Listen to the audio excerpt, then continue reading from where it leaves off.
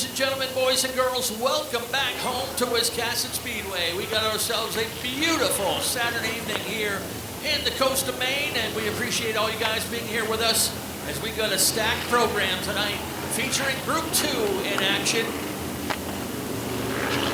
The T&L Automotive Modifieds will start off the show today. We also have action in the Road Runners, the Strictly Streets, the late models, and we have a special guest today. The Ladies Acceleration Tour is in the house. And add on to the fun, double features tonight for the Woodcutter Warehouse late model sportsmen.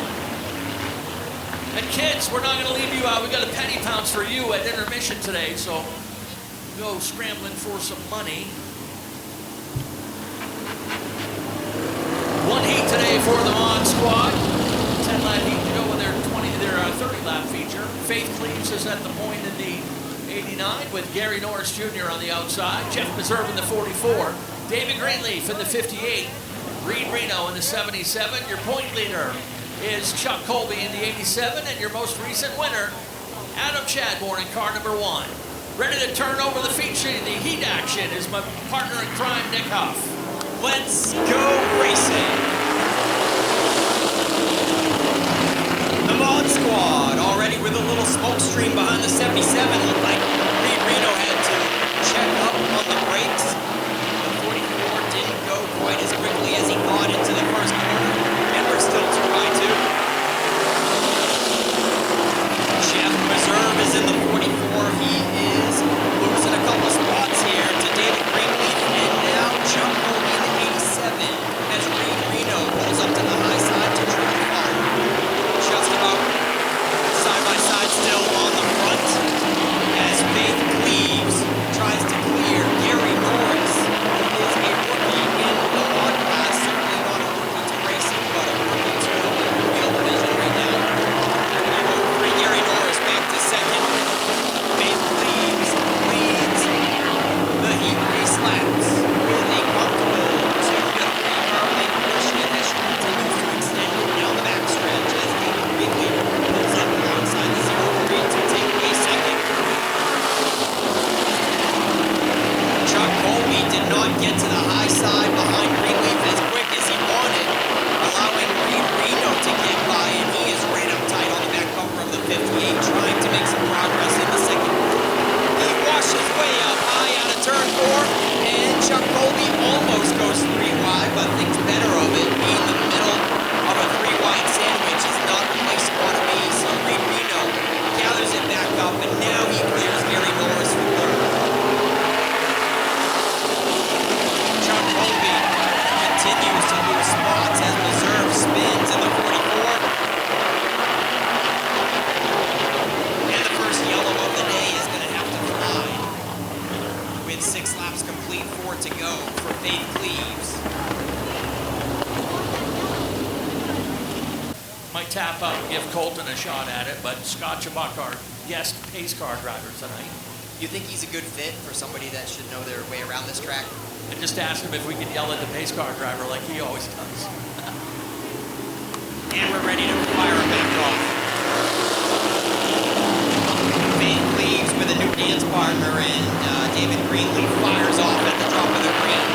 Already clears Cleaves out of turn 2, but he's going to stay up in the second groove for just a moment and make sure that he's clear. And there he goes, David Greenleaf drops down to the inside as Reed Reno pulls up along the outside of Cleaves, and now to the outside of Greenleaf with 2 laps to go. Greenleaf moves up off the apron for just a little bit there, playing a little defense with the 77 coming in hot. Cleaves is going to lose another spot now to Adam Chadbourne this time. The defending modified champion in the 1 has worked his way up into 3rd. Half a lap to go. It is David Greenleaf. Reed Reno looks to the outside one more time, but Greenleaf is going to pick up the heat win. Oh, and a little tap across the line. We got the lights out on the pace car, and ready to go green this time? Yeah, and we'll let you know that was Eric Powell in the number 5X. We'll get credit for last place finish here in this heat. And ready to go with heat number 1 for the Roadrunners. Logan Hall and Jason Reserve. Logan Hall in the 13X. On the money at the drop of the green. Already out to 2-car length cushion. Down the backstretch with Reserve in second and Jason Sears in the 11 in third.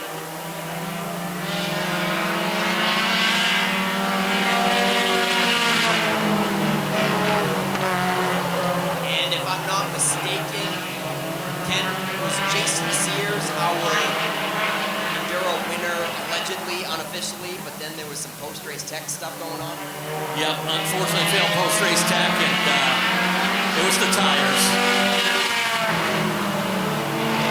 All right, we might touch on that a little bit later, but for now, he is looking for the top spot, going to the inside, coming down the backstretch. Your new leader is Jason Sears, and the 7X follows up tight. It's Dylan York on the inside.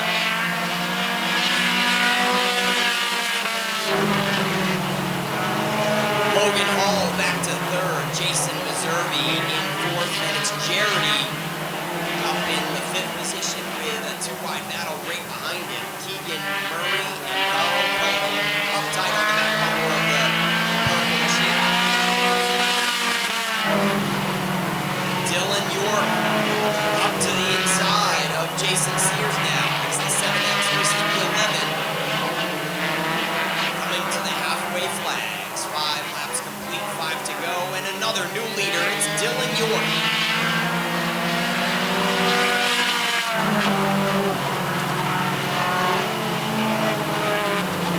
Dylan York with the 7X takes the lead. Jason Sears is keeping him honest. Still uptight on the back bumper in car number 11. Logan Hall riding around all by himself, comfy cozy in third.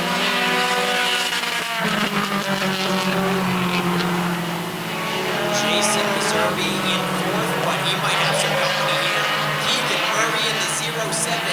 He's a rookie, looking to the inside, and they go side by side down the backstretch. The 07 with the advantage, and he puts it up into the fourth position.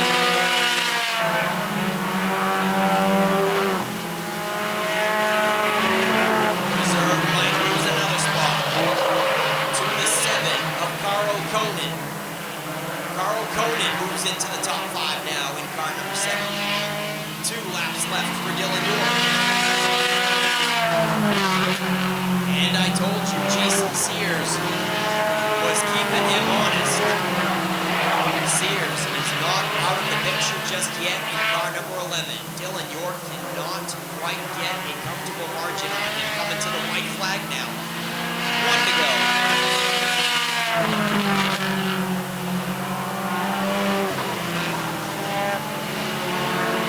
Looks like that is a Chevy Volvo leading the way versus the Toyota Celica for the 11 of Sears. The checkered flag is going to fly this time for the first heat race.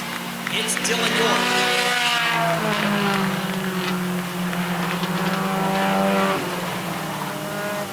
Jason Sears settles for second. Logan Hall for third. All right. The ladies' acceleration tour Hornets division is on deck, but here we go. Looking for the green flag this time for the Roadrunner heat race number 2. Kerrigan Glacier and Kyle Inman. And it doesn't get more even than that.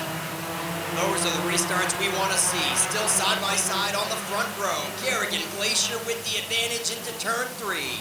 Will she clear? It looks like it coming out of 4. Kerrigan's going to have the lead all to herself for the first lap. And Gavin Giroux gets underneath Kyle Edmond as well, followed by the 0F of Kevin Greenhoff. Edmond, the defending Roadrunner champion, is going to trickle back to 4th position.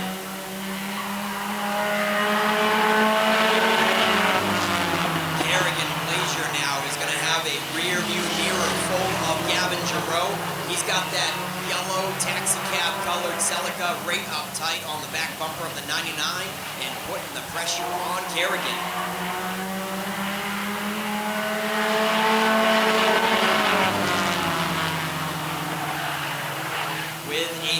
place battle starting to heat up. The 0F doesn't look like he's got much for the top two, but it looks like we got a couple of battles going on. First and second, as well as third and fourth, leaving the rest of the pack behind. Gavin Giroux takes another shot in the middle of 1 and 2. Drives it hard into the corner to try to take advantage of Kerrigan Glazier slipping up off the bottom just a little bit, but Glazier is still holding her own.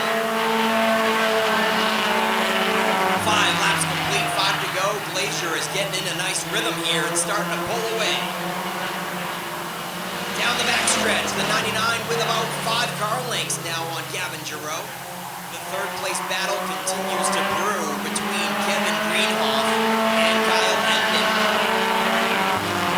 Rounding up the top 5 is Nelson Stevens in the 47. Kyle Edmond looks to the inside down the backstretch for third place. And Greenhoff shuts the door going into turn 3. Crossover move on the front side. Edmond is just looking for a way around. Give him some real estate, he says. Looking to the inside once again out of 2 as Greenhoff washes high. Side by side, a dead heat into turn 3, coming to 2 to go. Edmond is going to finish the pass, coming to the 2 to go marker, and take over the third position. Lap and a half left. Will Kerrigan Glazier get into lap traffic? She's got Hayden Carver just ahead in the 44. White flag is out and things are pretty well sorted here for the top 4. Kerrigan Glazier, Gavin Giroux, Kyle Edmond, and Kevin Greenhoff for the top 4. And here is 5th, the 47 of Nelson Stevens, as Glazier just barely reaches the back bumper of the 44 under the checkered flag. Now we welcome the 4-cylinder Hornets from the Ladies Acceleration Tour. Again, thank you to Betty Nelson and her entire crew,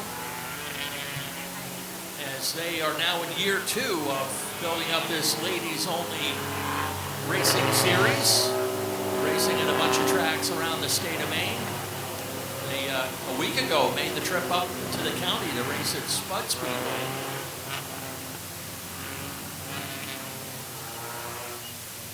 Lineup goes this way for an 8-lap heat to go along with their 20-lap feature tonight. We have Julie Ridley in the number 81. Kathy Hubble is in the 17. Jody Rose outside in the 17R. Delaney Dunn in the 51. Chrissy Rizzuto is in the 06X. Rhonda Crane in the 56. Destiny Overlock is in the 14, and Casey Colby is in the number 71. Yeah, you know, the ladies division / powder puff division, whatever people used to call it back in the day, it used to be pretty popular, but over the years it's kind of trickled away and fallen by the wayside. So glad that Betty Nelson stepped up and offered this super cool tour for ladies to race amongst their other ladies' friends only. And Kerrigan Glazier is coming out, doing double duty, I guess. Here she comes to tag the tail in the 99.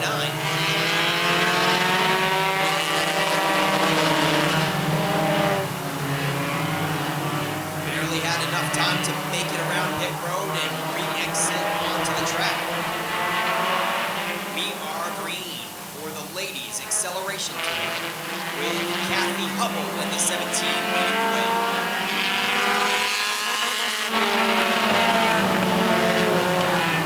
And here comes the other 17 right behind her. It's Jody Rose in the 17R in the purple one. Side by side for third place. Julie Ridley in the 81, Chrissy Rizzuto in the 06.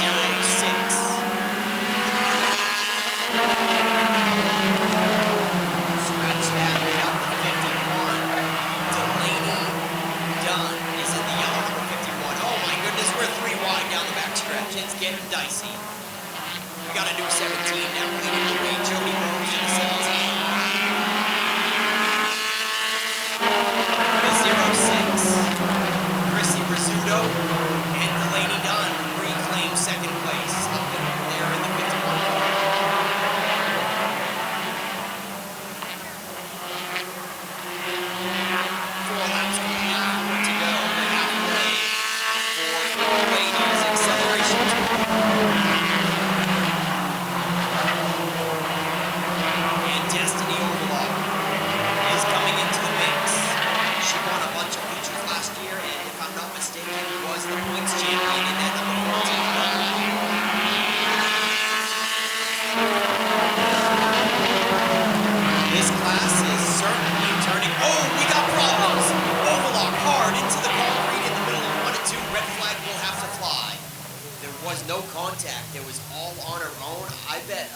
right front suspension part broke. It really shot her to the right fast. Yeah, and she actually had an issue in practice today with a crash over in the infield in turn 4, and that might have stretched some parts in the front of that car to help contribute to this meeting of the wall up in turn 2. Mike Carlton's up there. We'll try to get your word on our driver as soon as we can.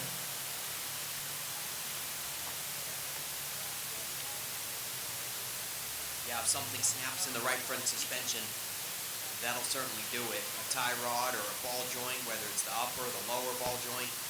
Maybe a spindle could completely break in half.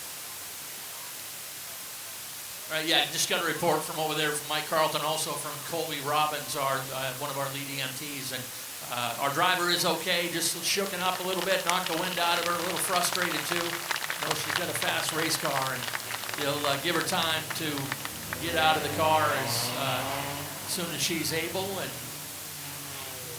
we'll work on a lineup in the meantime. We are ready to turn them loose once again for the ladies' acceleration tour.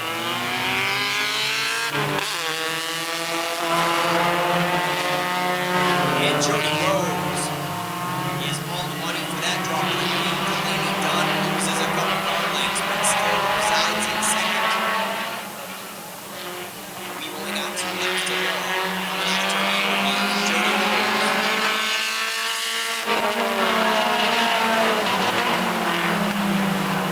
Kerrigan Glazier picks off another and looking to the inside of one more. Coming out of 2, Kerrigan Glazier is up to 4th down the backstretch. We got the white flag waving here for Jody Rose.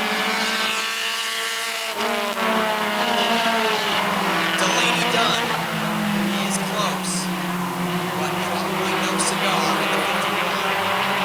About 3 to 4 car lengths between them coming into the final corners.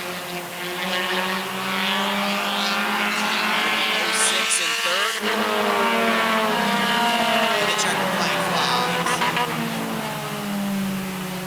Ladies Acceleration Tour, 4-cylinder Hornets class. Heat number 1 goes this way. Matt Venot out of green in the number 98. Dan Morton to the outside in the 00 out of Woolwich.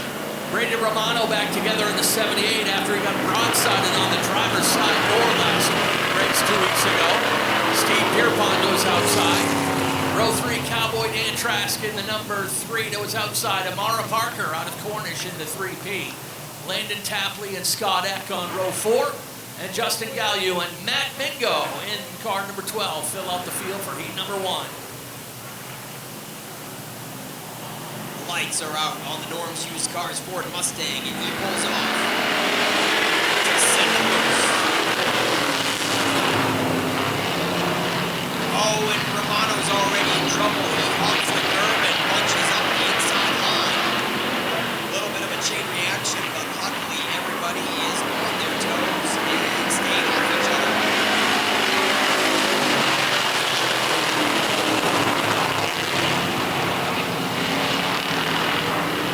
Still side by side for the first position.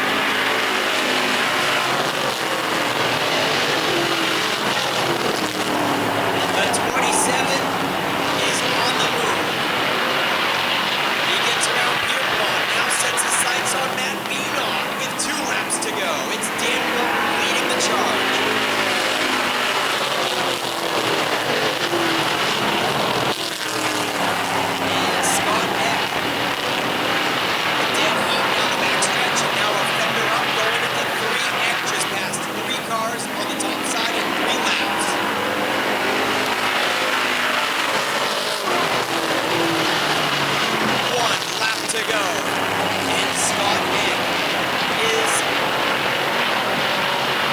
certainly closing in on Morton, but he's going to run out of time here. The checkered flag is flying.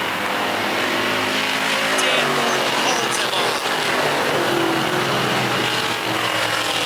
What a show. Scott Nick was able to get a fender up to the inside and make it a close one. So this is your middle handicap group. This will set the middle portion of the field for their 30-lapper. Chuck Wagstaff had scheduled to start at the point, but no, actually, because they turned on the practice button after someone had already crossed. So we've got Ben Burgess at the point in the 17 outside. Is Ethan Dinsmore. Row 2 has Chaz Briggs in the 82 with Chuck Wagstaff in the 31. Andrew Glenn in the 57, Scott Wiggin in the 26. Sean Emery and Ryan Easonsey on row number 4, and two-time champion Zach Emerson in the purple people eater, number 23.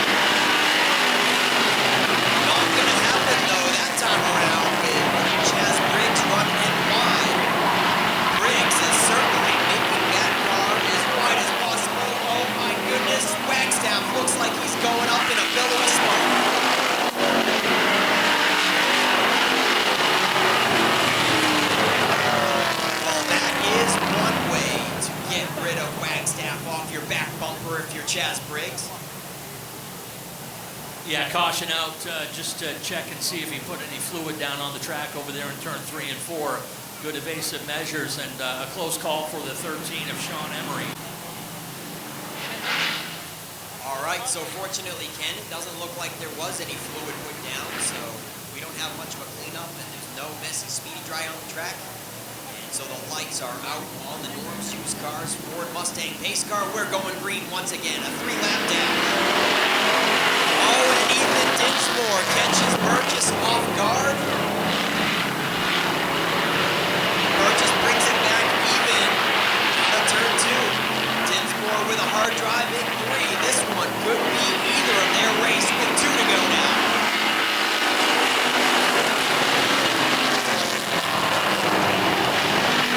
Ben Burgess reclaims the top spot. We got contact. Briggs gets into the left rear of Ethan Dinsmore. Not sure if Dinsmore chopped down or Briggs got into him, but Briggs takes the second position.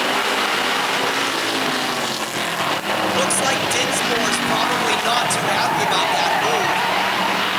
He probably wants to get back to the tail of that 82 car coming to the checkered flag here. It's going to go to Ben Burgess.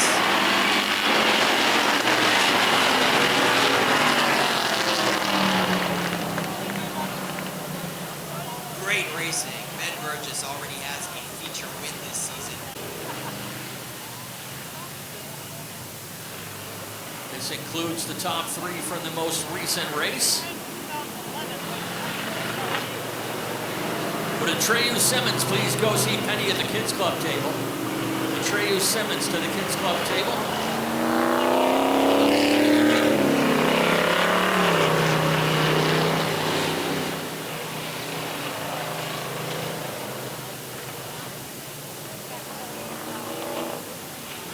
P3 lines up this way in the Naughty 40. It is Dan McCaig Jr., your reigning Strictly Street champion. He'll have Brandon Bourne to his outside in the 31. And Dale Lawrence back in the saddle of the number 2. Ray Dinsmore in the number 81. Matt Cannon Jr. is in the 08. Your most recent winner is in the number 20. That's Joe Harriman. Donnie Fletcher in the 88. Tyler Dinsmore in the 12. And Phil Main Jr. in the 99M. Fills out the field here for heat number 3. Yeah, that is awesome to see Dale Lawrence back behind the two after a heart attack weeks ago. And he took one race off, putting Billy Childs behind the wheel. Billy Childs did a great job keeping the car clean for him. And Dale Lawrence already picks off 2 spots, moving up into the 2nd position.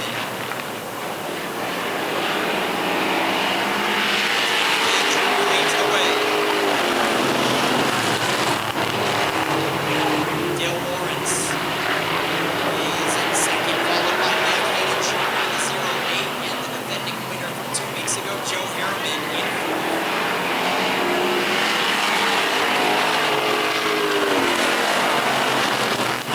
Phil Main Jr. with some difficulties in the 99. Black flag against the auxiliary police on the top side, but he will likely be able to get it back and keep this race going.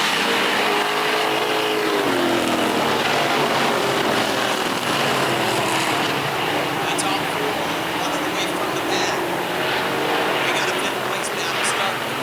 It's Brandon Bourne and Ray Dinsmore. The 31 and the 81, and there's contact. Brandon Bourne in the 31 goes around. Ray Dinsmore gets the pointed black flag at him for a warning, but the race resumes at the halfway mark. It's still Dan McCaig Jr.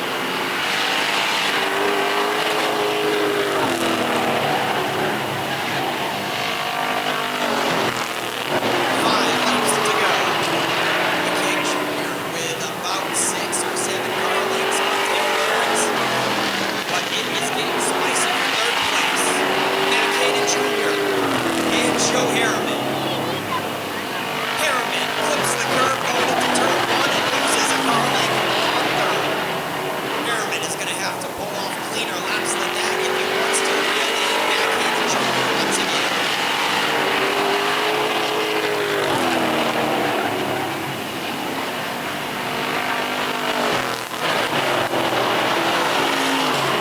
Fifth place car now is the 88 of Donnie Fletcher. As McCaig Jr. looks back into the flags. Pops one sticks in the air. There's going to be a lapper coming into play here. Brandon Bourne in the 31X is right behind the leader, Dan McCaig Jr. coming to the white flag.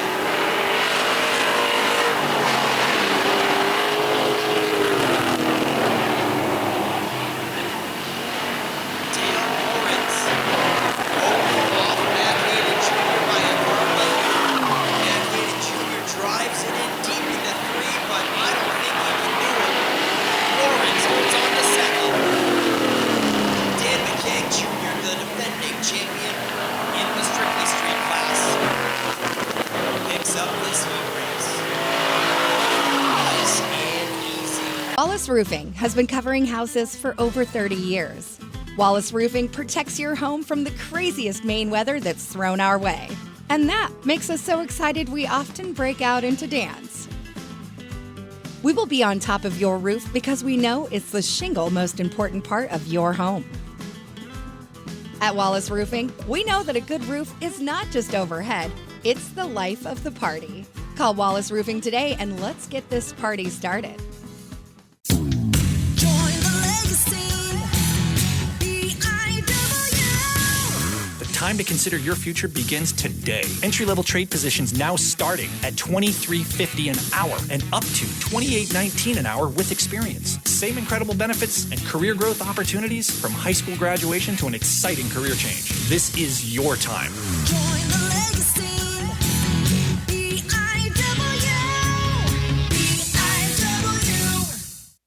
If you are a Subaru enthusiast and you haven't shopped Norm's Used Cars in Wiscasset, you are missing out. Norm's Used Cars specializes in previously enjoyed late-model, low-mileage Subarus, all hand-picked and meticulously gone over to be like new to you. And with over 100 Subarus on the lot starting at $49.95, they have a great selection too. Experience the difference at Norm's Used Cars. That's not the norm. That's Norm's Used Cars. If you've been injured in an accident, contact the law offices of Joe Bornstein today. Talk to us confidentially and free. Find out why we are Maine's most recognized personal injury law firm. Over 25,000 victories for Maine families and over $500 million collected for injured Mainers. Get the help you need and the justice you deserve. Dial 207-CALL-JOE. There's never a fee unless you win. Call Joe today and get the Bornstein advantage.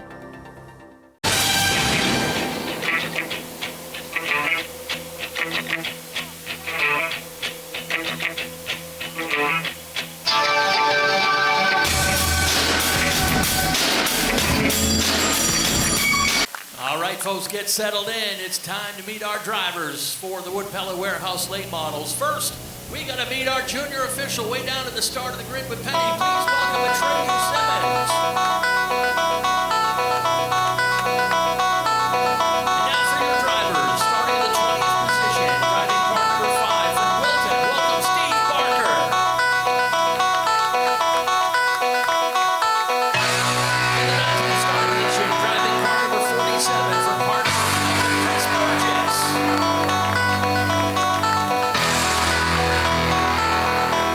Starting in the 18th position, car number 32 from Sandy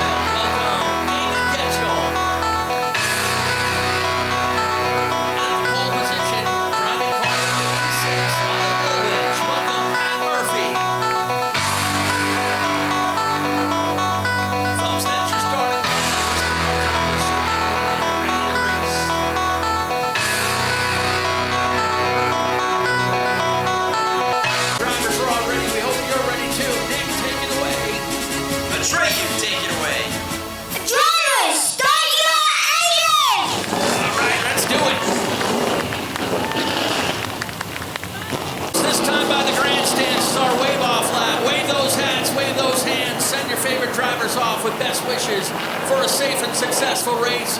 We got a beautiful night for racing. Let's show these drivers your appreciation. 40 laps for the late models coming up next.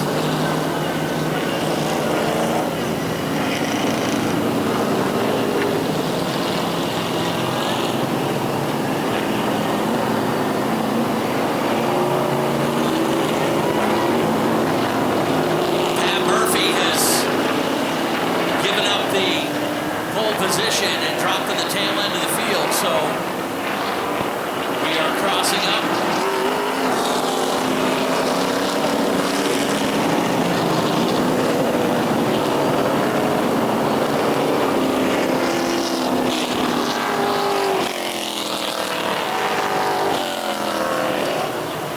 Lights are off on the Norm's Used Cars Ford Mustang pace car.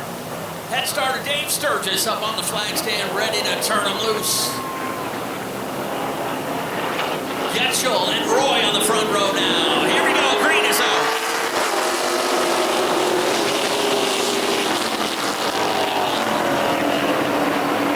Little trouble for Randy Barker in the 8 getting up to speed.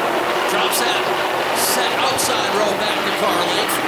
Getchell will lead him first time around.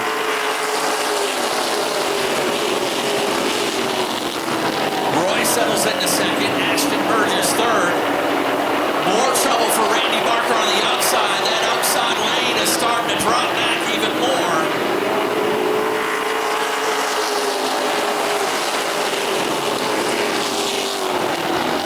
Barker tries to get down low. He goes across the nose of the 52. Randy Barker having all kinds of troubles. And Jonathan Emerson into the wall in turn number 1. That started a couple laps ago and kept getting worse. And Emerson's were having a tough day as it was mechanically with that 24 and shortened up the nose, especially the right front on that car. Johnny able to drive away.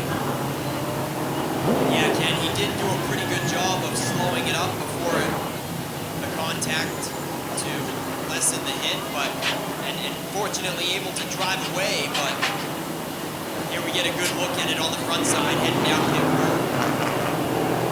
It looks like some right front bracing is bent up underneath. He may be able to just pound that hood down and get it back on his way to get whatever he can for points.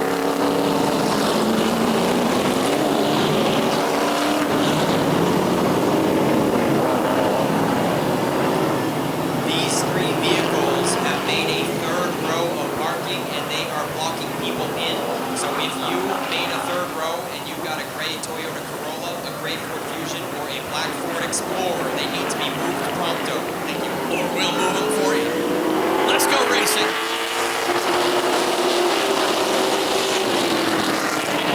Now these guys lined up by their handicaps on the top dogs are in the back of the field, and they got to work their way up to the front. There's Jonathan Emerson back on the track. Remember, they're running double features tonight. David Getchell bringing in 26 of Brent Roy out wide. That opens up the bottom for Ashton Burgess in the 34 to make that a 2-car race for second.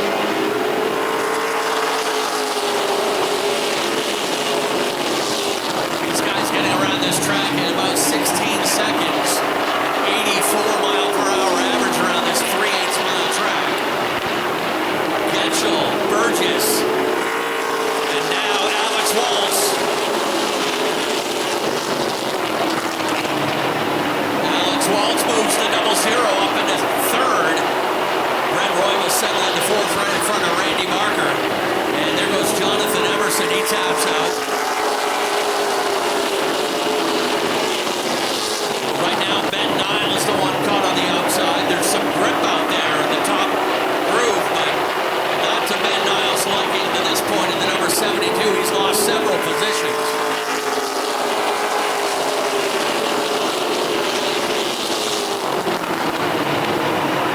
Three-car breakaway now with David Getchell in charge in the early going. Ashton Burgess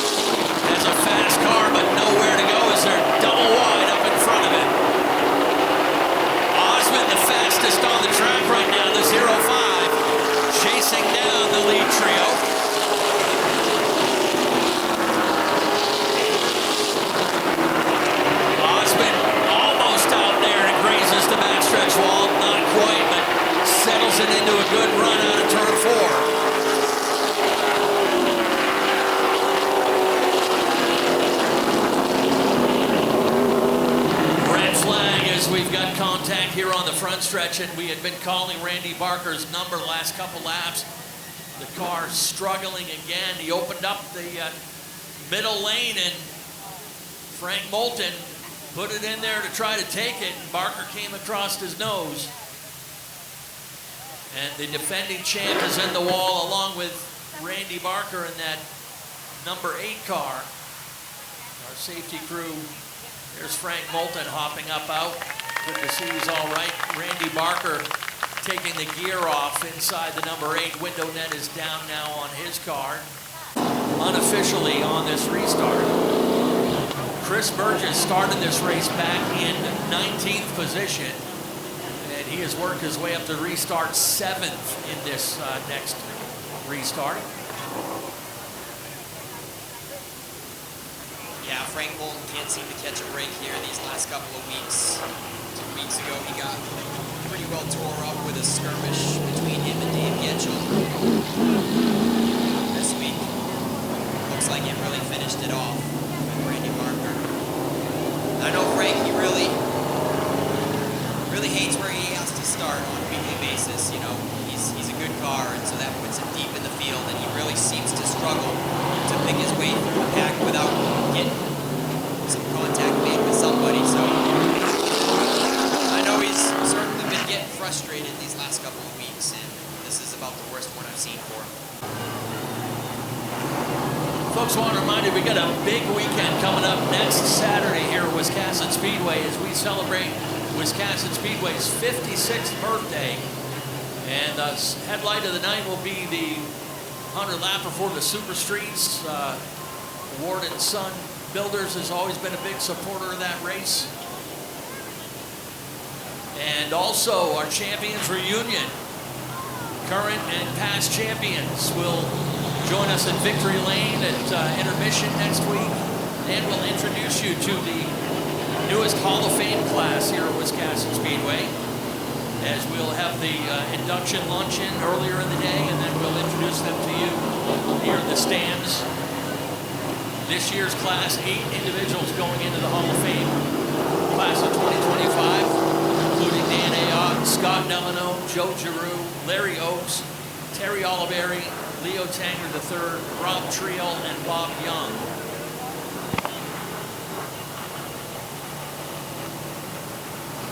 And by the way, along with all that racing action, Champions Hall of Famers, we're going to end the night with a big fireworks display. So pack the house for a night of fun. Thunder 4 Minis will have double features that night. Nick, they scratched up your beautiful race car, buddy. They scratched up your beautiful race car.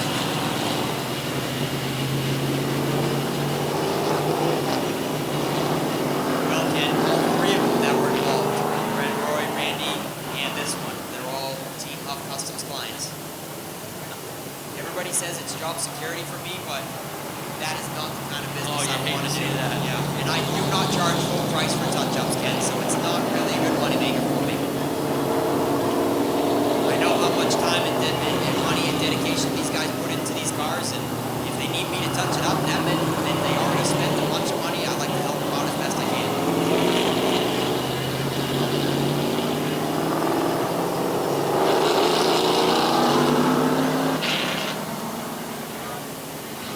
Folks, Wiscasset Speedway is proudly sponsored by the Lincoln County News. It's the weekly newspaper home, printed and published right here in Lincoln County for over 100 years and counting. This family-owned newspaper has covered all the news happenings, goings-on in our community, from selectmen meetings to business openings, local sports scores, special features, and more. You can count on the paper to have the scoop. Pick up this week's copy at local newsstands or visit lcnme.com for this week's headlines. Lincoln County News, your community, your news, your hometown paper. Yeah, unfortunately, that right front name of John Frank Moulton's number 15 does not look good. And barring some miracle or borrowing another car, he is going to take a pretty significant hit in the points today. There's always the risk on double feature or double points day like we used to do. We always used to say every win is twice as rewarding, every crash twice as devastating. And the defending champ goes off on the hook.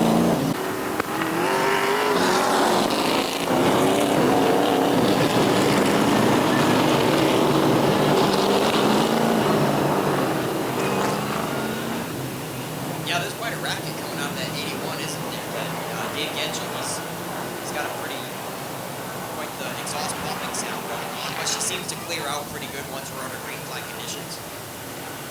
Ready to turn it loose once again. Nate Senning gives them all clear in 3 and 4. Dave Sturgis gives them the green. Ashton Burgess got the jump on the outside and overpowers it coming out of turn 2. Put the 34 up into the lead. Ashton gunning for his first late model win.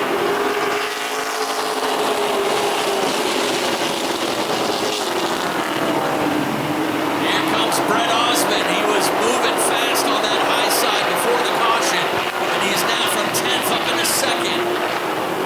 Getchell back to 3rd now. Alex Waltz 4th, and the rookie Nick Morton in the 00M holding down 5th. Chad Dow on the outside, and that Junior Hanley throwback, number 72.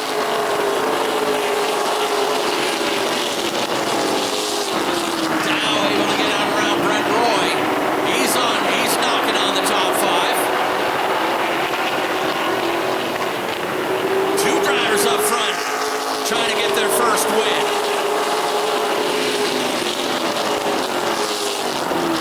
Will Collins taps out early.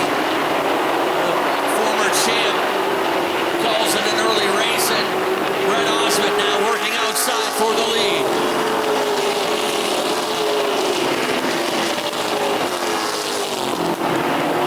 Pulls a wheel up on the outside. He's on his hip now into turn 3.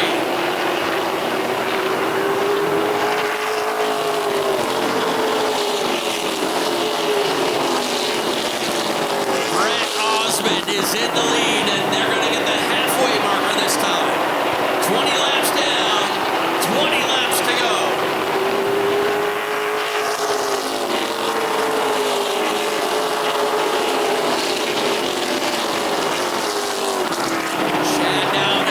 Knocking on the door of Alex Waltz in that red and yellow 00. He's trying to crack the top 5.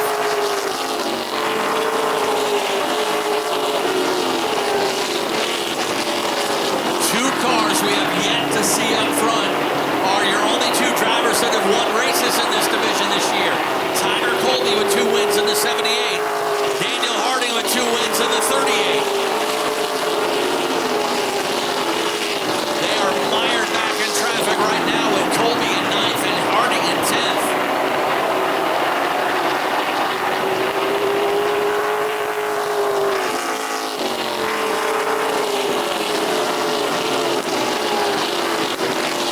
Brett Osmond. Osmond is 2/10 faster than anyone else on the track right now.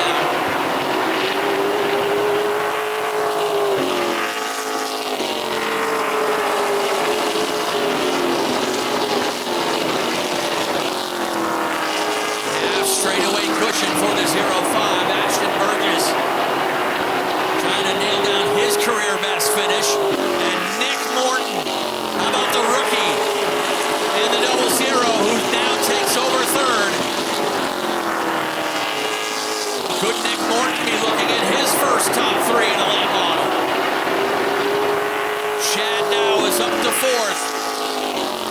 Getchell now starting to fade.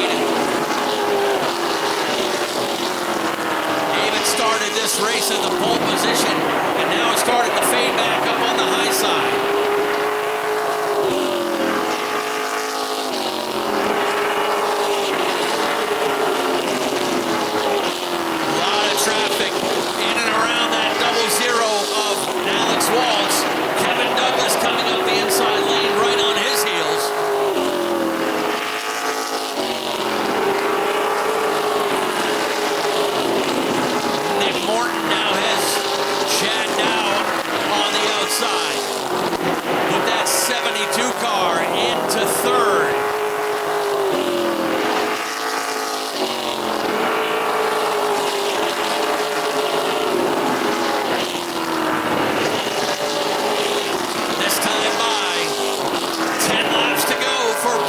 Osmond. Will Collins back on the track, but he is 10 laps down.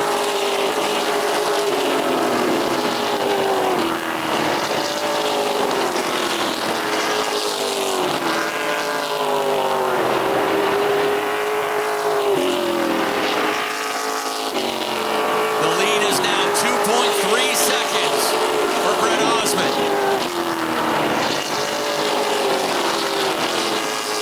Chad Dow just a little bit faster in that 72, chasing down the 34 of Ashton Burgess.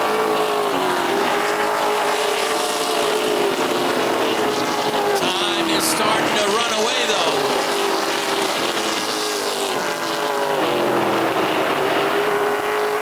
One guy that surprisingly has not been in the mix tonight is Tyler Colby in that 78. Around goes Getchell.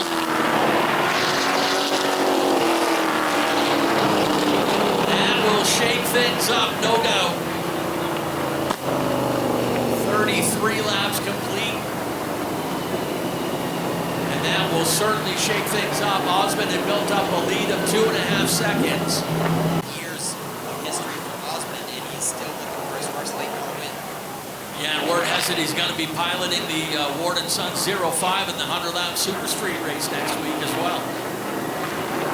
Pace car ready to turn in, and here we go.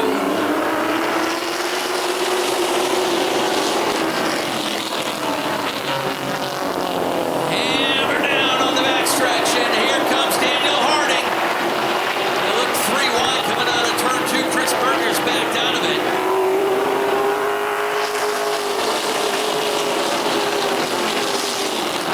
Osmond back in charge. Burgess second, and Nick Morton coming back into the picture. Morton, the rookie in the 00, hanging tough, gets by Chad Dow. And here comes the kid, Daniel Harding in the 38. He's been on the podium in every race this season. Can he make it 5 now?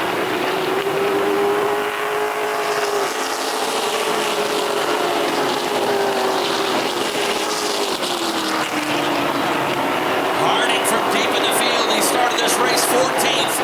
He's got himself 3rd. He's grabbing 2nd right now.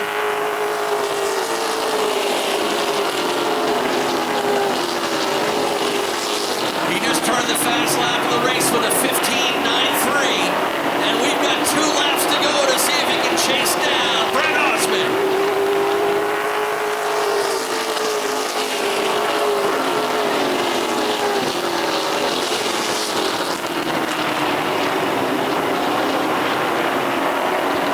He shortens it up a little bit. 3/8 of a mile to go. White Laundry is out.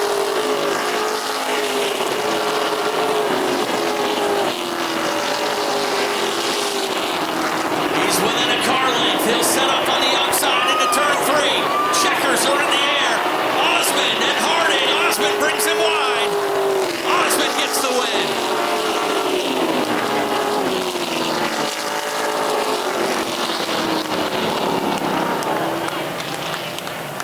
Brett Osmond hangs on for the win, misses the dismount, but he will take P1 here in Victory Lane. And it's not his first career win, but this is a hard-fought first late model feature win for Brett Osmond. As Nick said, yeah, he's only 22 years old, but he's a 10-year veteran already racing at this track. He delivers a 05 to Coastal Auto Parts Victory Lane. Let's send things down to Nick Huff. We love first-time winners. Holy smokes. Brett Osmond climbs out, ladies and gentlemen. Just talked to you pre-race, and you were telling me about looking for that first late model win. You think I brought you some luck, Brett? Nice run. Yeah, I think you did, man. I just can't believe it, finally. It's been 3 years, you know. Our equipment ain't the greatest, but my father and I, we do what we can with what we got. And I hated to see that caution there at the end. And my spotter, Andy Carhurley, told me a 38 was coming. I think I probably drove it too hard, burned it off there at the end, but I weren't going to give that one up. No, you certainly weren't coming out of 4, so who do you got to thank on this red cherry? I got to thank Oysters, Raw Bar and Bubbly, Cahill Tire, Ward & Sons Builders, Kane Electric, Red Zeets, Laid Back Lumber. I feel like I'm forgetting somebody. My dad for everything he does for me. My fiance Paige. I gotta thank Steve, Pete, and Matt come and help me. Andy Curl spotting. Yeah, I wouldn't be able to do it without them. All right, folks, help him soak in the moment one more time. Brett Osmond finally gets to the monkey off his back. And Daniel Harding, he's got plenty of late model wins, so no hard feelings, right? No, it was a great race. Ran a great race. Just can't thank these guys enough. We worked all day to get the car right and nailed the car for that feature and got through the field nice and clean and got a second, so we'll go into the next one, see what we can do in there. Yeah, that's right. Always on the podium for 2025 so far. Who do you got to thank on the 38 ride? Max Cookson Racing, all these guys that show up, Distance Racing Products, with Jeff Taylor, Marshall, Scott Shabak, Matty B, and just everyone that helps. All right, nice run for Daniel Harding. And this guy's got to soak in this moment too. Only 4 or 5 late model races in his rookie season, and Ashton Burgess gets on the podium. Nice run. Yeah, thank you. Hope you guys enjoyed the race. It was definitely fun for my seat. Obviously, got some great cars in this division. You know, fast cars coming from the back. Handicap kind of plays a role in everything, but the car was really good. Just fought free the whole run. Right rear got cooked, and by the time Gato came, I had nothing to race. I just wanted to. I think we had like 3 left on that restart, so I just want to get up here if I could, but it obviously isn't possible that anybody that helps. So Strictly Roofing, Statewide Foam and Coatings, Jeff Burgess, Naya, BRF Race Bodies and Chassis, JT Race Cars, Thera Automotive Racing Engines, Tire King, all my crew, Austin, Aiden, all my family, Chase, just obviously where do you want to be on a Saturday night, right? Racing right here, $5 to get in. We got one more to go for you guys. Hopefully we can make it just as good. All right, Ashton Burgess, nice run. His rookie late model season and his first top 3.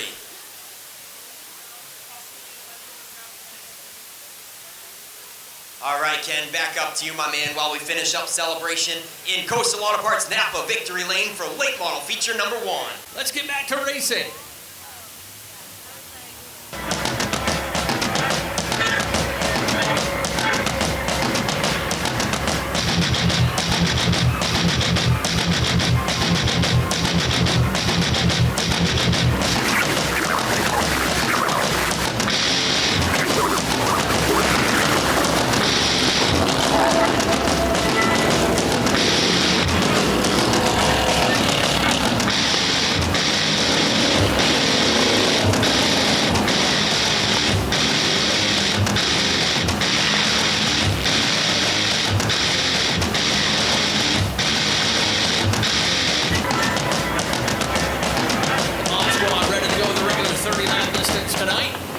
Your newly crowned June Driver of the Month is in the number 58.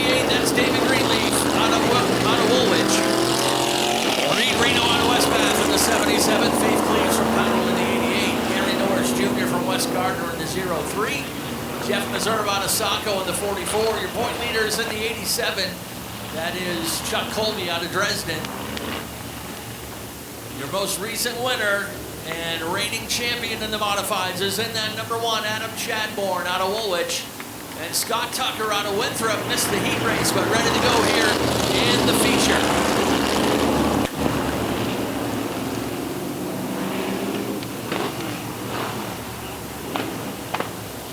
All clear from Mikey Carlton in turn 1 and 2. Sean Dickinson on the backstretch wall. Nate Sennett over there in 3 and 4. The aforementioned Dave Sturgis up on the flag stand. Green flag in hand, ready to turn loose. Off and running. Here we go.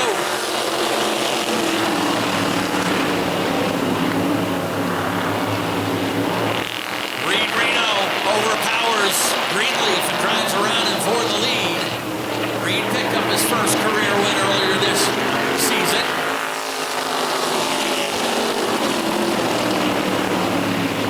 Southend in the second, Gary Norris third, but he's got company already.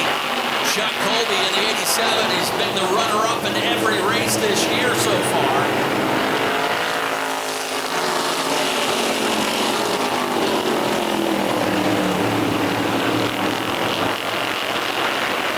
Colby moves up into third. And now Adam Chadbourne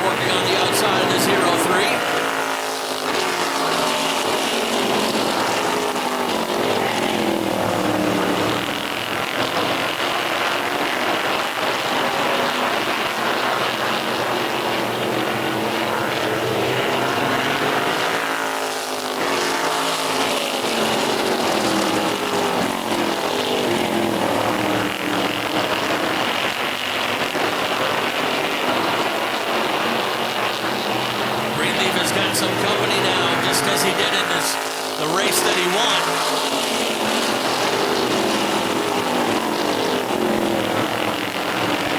He's got both Colby and Chadbourne on his heels as Reed Reno continues to pull away.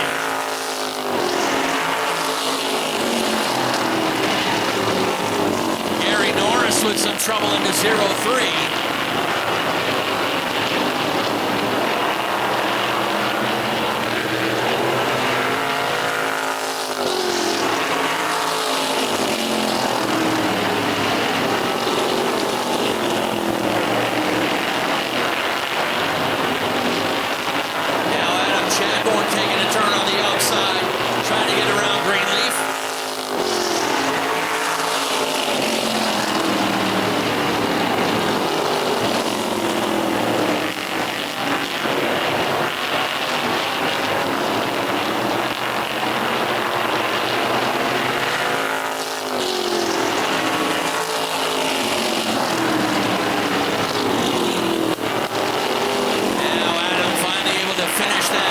But he's a full straightaway behind Reed Reno.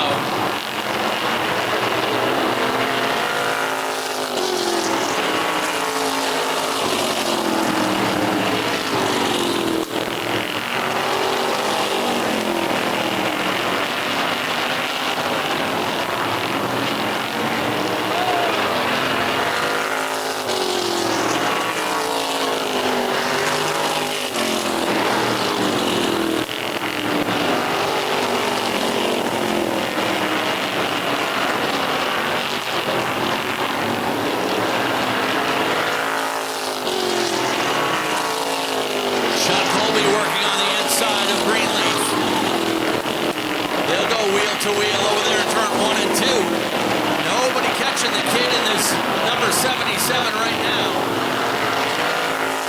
He's still the fastest on the track, although Chadbourne gets him by a tenth that time.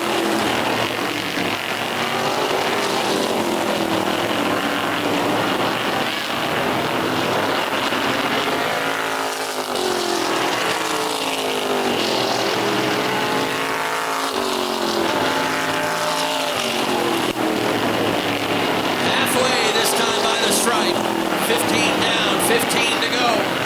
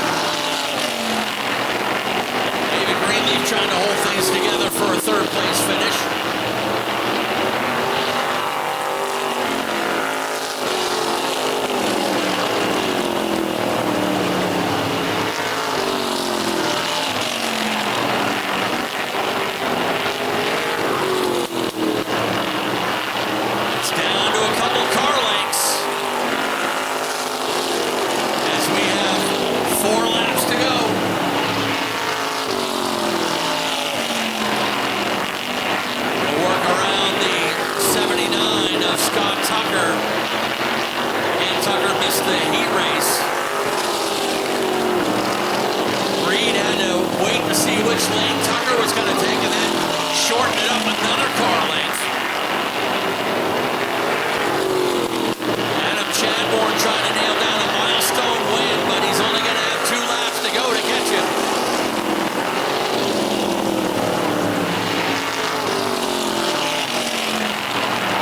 Around goes Chadbourne out of turn 2.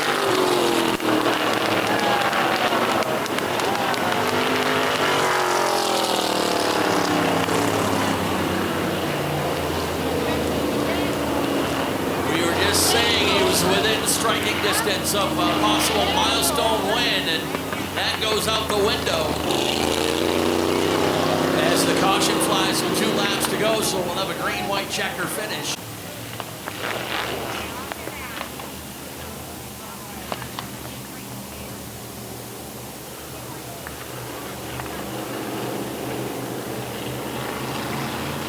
Green flag is back out, and we are off and running.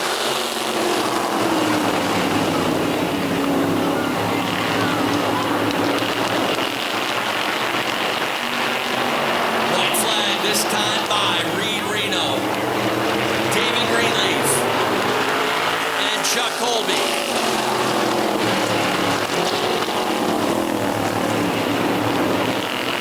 Reed Reno still in charge and still pulling away. Checkers are in the air. Greenleaf is going to grab second.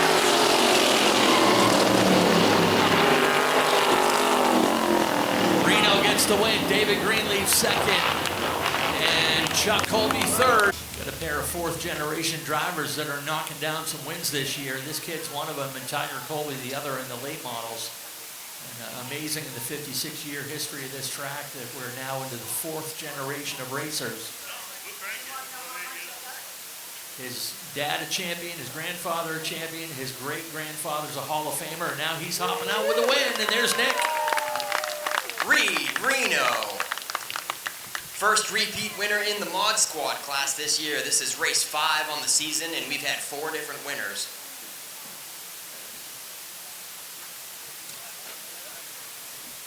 And here comes Dad. Hey, Nick Reno, you just one and done for the season? One and done, 1 mod race. That must have been some memories made when you were racing side by side with your dad last week, wasn't it, Reed? Yeah, that was awesome. Yeah. Just yeah. And a late race restart. I don't know. Did you want to see that or did you not? Because that one was coming. Yeah, I didn't want to see it, but then I don't know. Still worked out for me, so I'm just happy to be here. Who do you want to thank on the 77 ride? Oh, there's a whole bunch. I want to thank my dad, my mom, Nate, Cody, Jimmy, AJ, Reno's Excavation, Bob Berry Concrete, Motivated Mechanical Solutions, Plant Seafood, Joe Pro, Marty and Son Painting, DAR Construction, AAA Northern New England, Phillips of Sun Carpentry, Brewers Property Service, and Broadwater's Property. All right, Reed Reno, ladies and gentlemen. As we move on to June Driver of the Month, David Greenleaf, not too shabby of a run tonight, and not too shabby of a night all in all with a trophy at intermission time. Yeah, I can't complain. I'm back up here, just one spot short. Who do you want to thank on the 58 ride?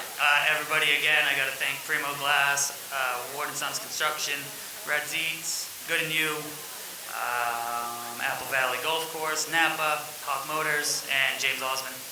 All right, I got one question. I understand the leaf part down, but why aren't they green? It's green leaf. You know, I don't know. That was a little bit of an oversight? Yeah, you'll have to talk to my dad about that. All right, David Greenleaf comes home with runner-up honors. And this guy, Chuck Colby, it's a different trophy, but it's not the different one that you wanted, right? It's okay. I'd rather take third than second. You would? Yeah, it's not bad. I did get into Greenleaf a little bit there once. I backed right off of it, and then we got to get over there. It's like, oh my God. We'll be all right. You're all smiles, so it looks like you had some fun out there. Who do you want to thank on the 87 ride tonight? Actually, for you lettering it, you did a hell of a job on that. And then Casey's Cleaning, Colby's Auto Center and Tire, Riley's Well Drilling, and Kramer & Sons. Hey, well, I got to thank you for keeping it clean, because I got my hands full with a bunch of other late models.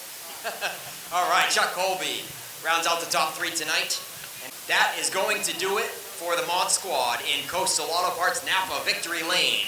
Coastal Auto Parts since 1981 with 30 locations across the state of Maine. You can find the most convenient one near you at www.capnapa.com. Your reigning champion and point leader Kyle Edmond in the 5 out of Durham. Gavin Giroux in the 0-2, your most recent winner. Jeff Greenhoff in the number 0F out of Farmington. Nelson Stevens in the 47 out of Newcastle. Carl Conan from Lewiston in the 7. Hayden Carver in the 44 out of Windsor. And Trevor Jones in the 1, making his season debut here in the Roadrunners. Lights off with the pace car, ready to turn it in and turn them loose. 25 laps for the Roadrunners.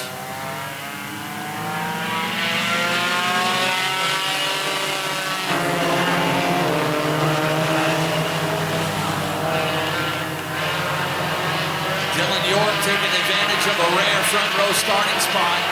Meantime, back behind him, 3 wide mid-pack. Kerrigan Glazier and Gavin Giroux, they lock horns into turn 4.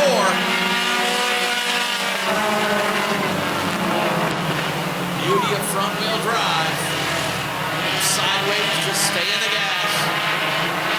Giroux's going to make it 3 wide again, heading into turn 3. Trying to get by Logan Hall.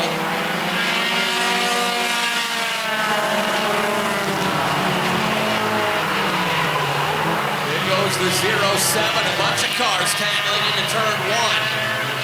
See if they're able to keep it going. Hall, the 07, the 5. Only one not moving is Logan Hall in the 13X.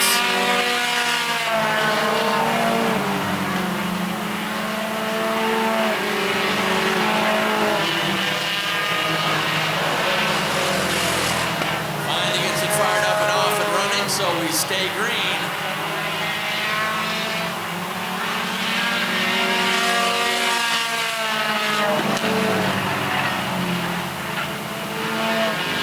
Dylan York showing the way in the 7X, trying to nail down his first win of the season.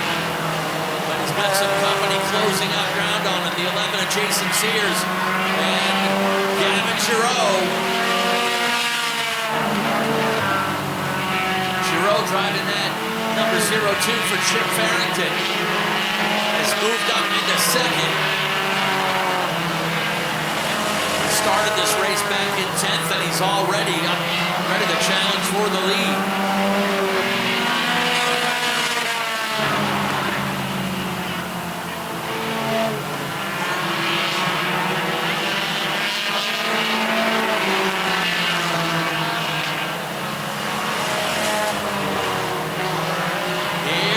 Giroux to the inside.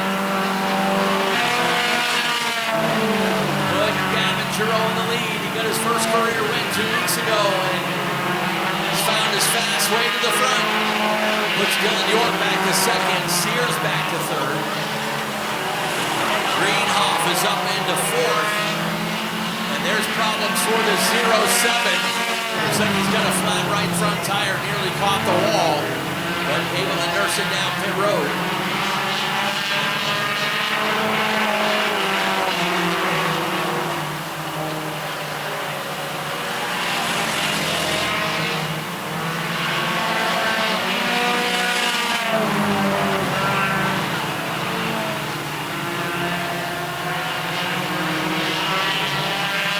Giroux, York, Sears 1, 2, 3, Greenhoff, Kerrigan Glazier, 5th. Kyle Inman on the outside looking in. He was involved in that early skirmish from turn 1. Second, third, and fourth all packed in a tight battle going through turn 2 onto the backstretch.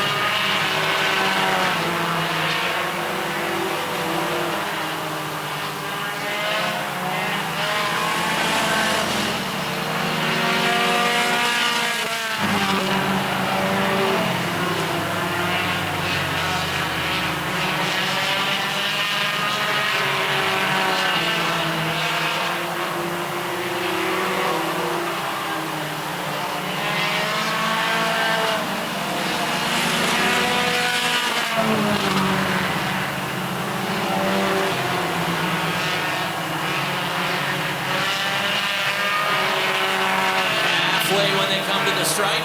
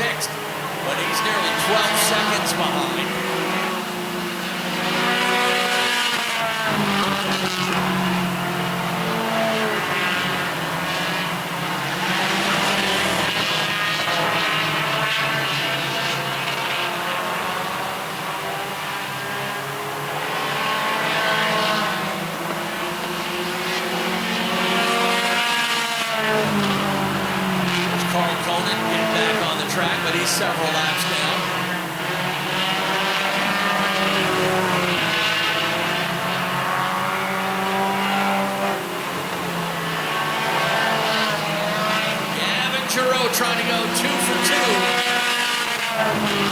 And picked up his first career win 2 weeks ago.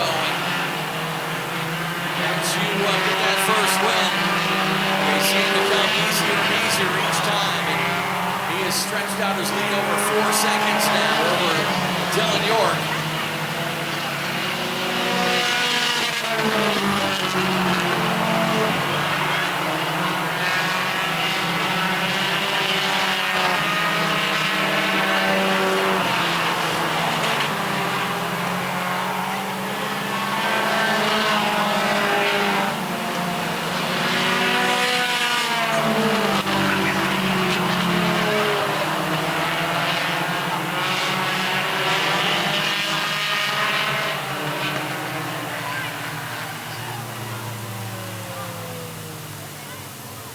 Got a caution, I believe it's for the 1 as he kind of limps it to the infield. It's Trevor Jones making his debut. Comes out with 21 laps complete. Lights are off on the pace car, ready to get back at it with 21 complete out of 25.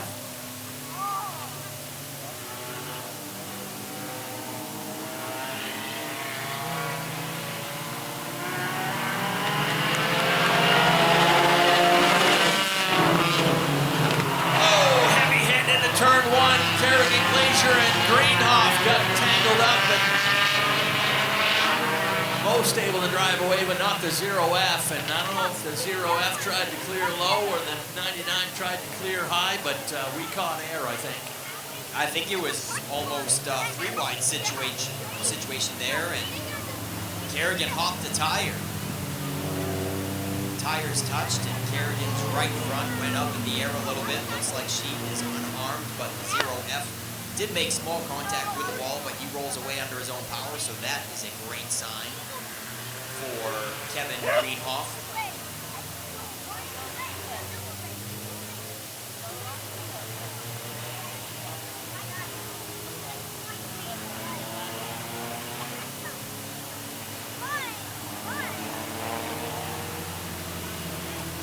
Okay, caution officially for the 0F.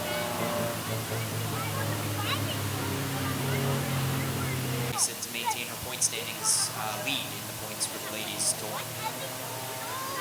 All right, good to hear. Let's give this lap 22 restart another try.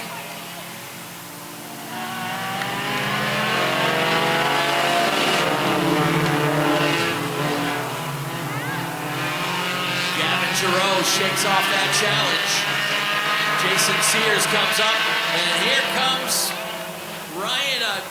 Here comes Kyle Edmond. I called him Ryan once before. I gotta apologize on that. Kyle Edmond.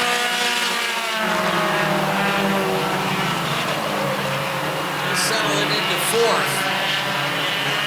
But Jason Sears, the 11, trying to nail down his first podium. Dylan York has finished third 3 times this year.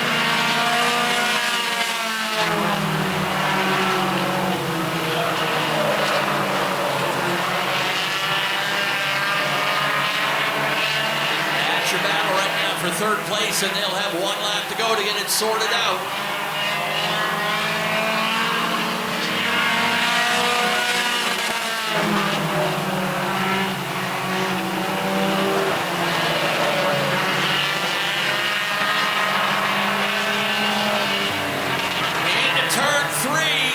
Side by side for second. They'll lean on each other. Checkers out for Giroux. What a finish at the line. Jason Sears in the 11 hangs on for second. Kyle Edmond sneaks in to grab third. 58-1000 separating second and third. And Dylan York went into the corner, hoping for a podium. He comes out of it with a 4th place finish as they go 3 wide at the stripe. And we got some happy campers down in Coastal Auto Parts Victory Lane. And let's send things down to Nick Huff once again. Yes, Gavin Giroux, first repeat winner back-to-back.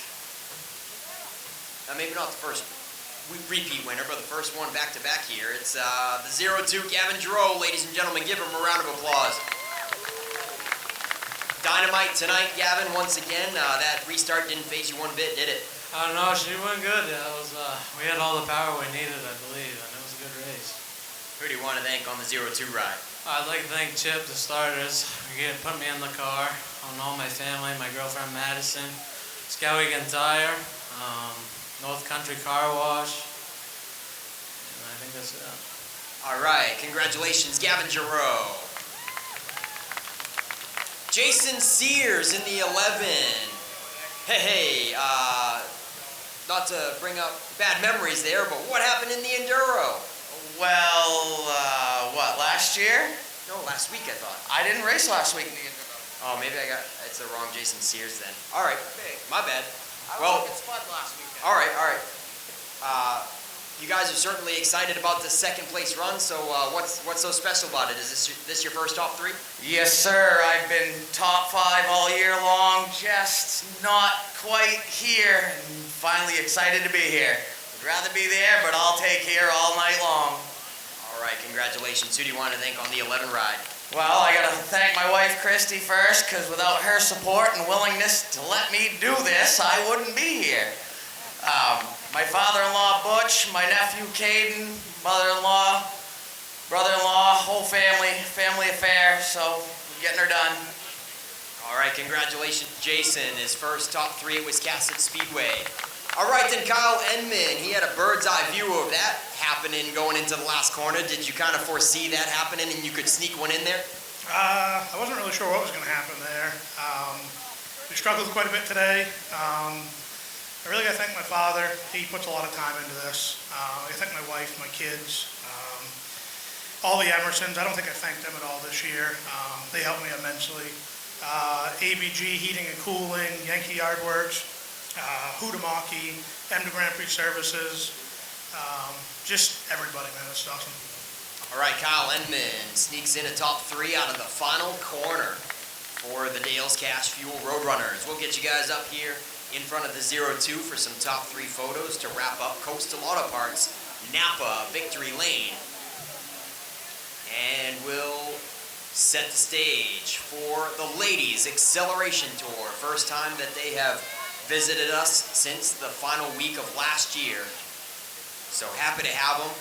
It is a tour that goes around the state of Maine for ladies only. And they have a full season championship points battle going on, but also a triple crown going on that's 2 2 races in. This is their 3rd race, 3rd leg of the Triple Crown, so that mini point standings is going to be wrapped up after this feature.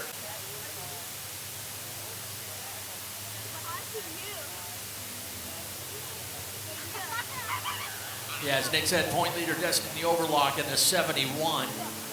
Casey Colby drove that car in the heat race.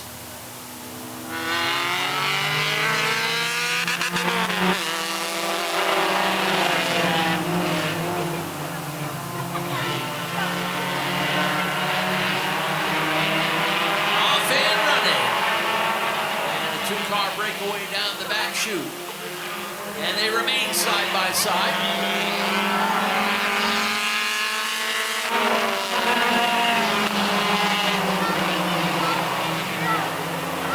Jody Rose, oh, there goes the 0-6 around to the top of turn 1 and 2. Managed to keep it off the wall. Now let's see, get it fired up. No go and sit. Only a 1-point lead over Rhonda Crane. And Rhonda's only 2 points ahead of Chrissy Rizzuto. And Chrissy is only 1 point ahead of Delaney Dunn. So the top 4 there. Actually, the top 5 only separated by about 7 points.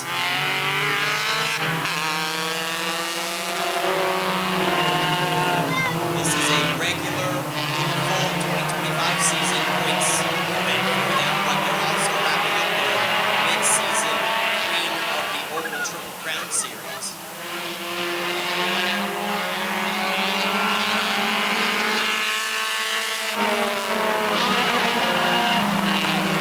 Jody Rose, followed by Delaney Dunn looking to the inside, and it looks like Rose might have slammed the door coming out of turn 2 a little bit.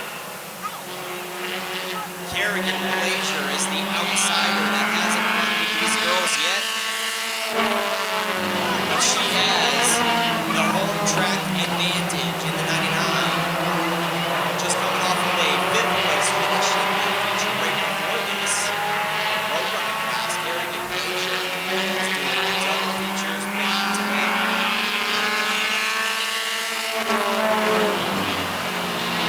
Destiny Overlock riding around in last in the 71 background car is not going to win this Triple Crown Championship with those results where she sits right now. It's going to have to take a major swing and change up in the running order for her to go home with the Triple Crown Series. Out in front, they're just about side by side as Delaney Dunn looks to the inside once more. Jody Rose unable to keep it down on the apron and protect that water.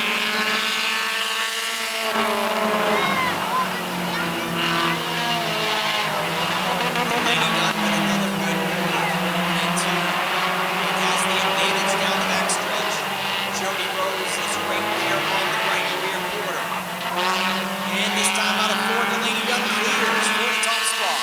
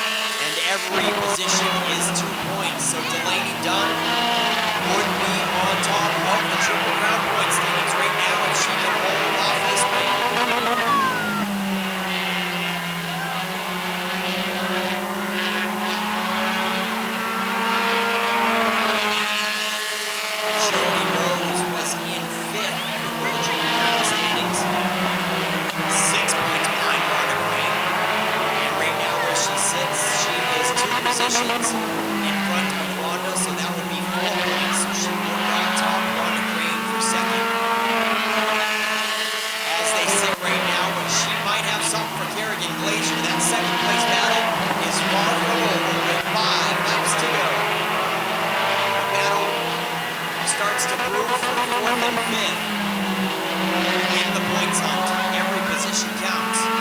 And it is Chrissy Rizzuto and Rhonda Crane almost bumper to bumper for 4th and 5th.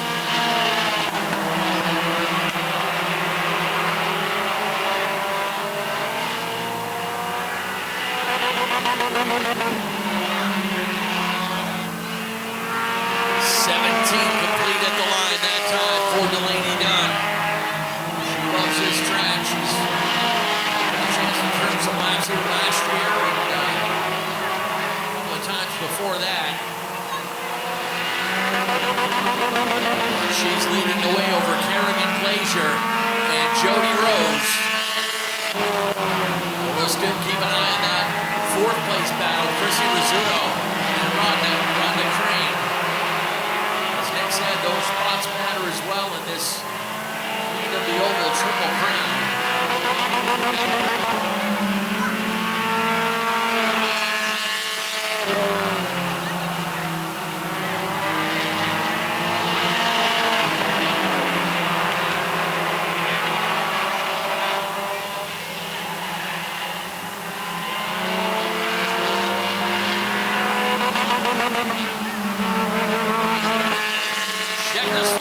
Delaney Dunn gets the win.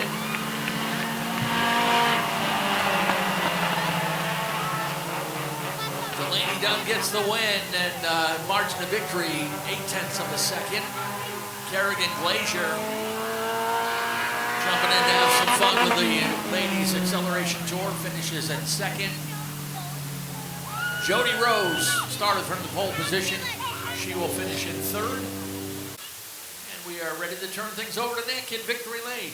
Yeah, and Delaney Dunn went into the Queen of the Oval Triple Crown Series in 4th, and she jumps all the way into the championship after this win. 4th to 1st in the Triple Crown Series, so not just a feature win tonight, but she wins a mid-season championship. That's why she is some excited.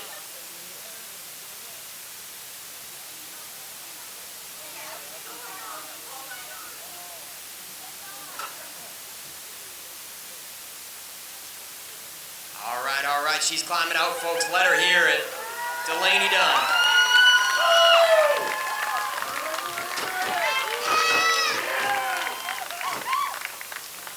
Soaking in the moment.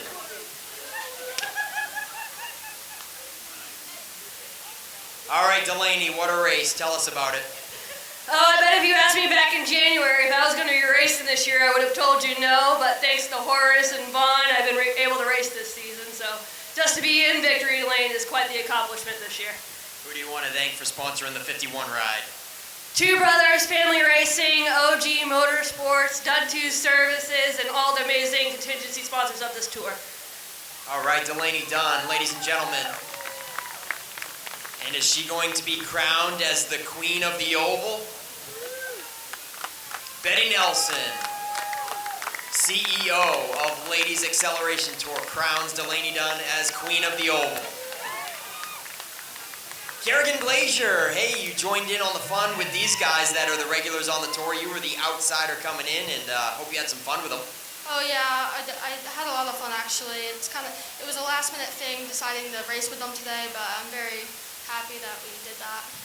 Yeah, and we didn't get a chance to talk with you after that Roadrunner mishap, quite the airborne situation there, so glad to see everything's okay on the car. Who do you want to thank on this beautiful 99 ride? I want to thank Barter Builders, Bill and Bonnie, the Harriman race team, my mom, dad, all my family, and just, yeah.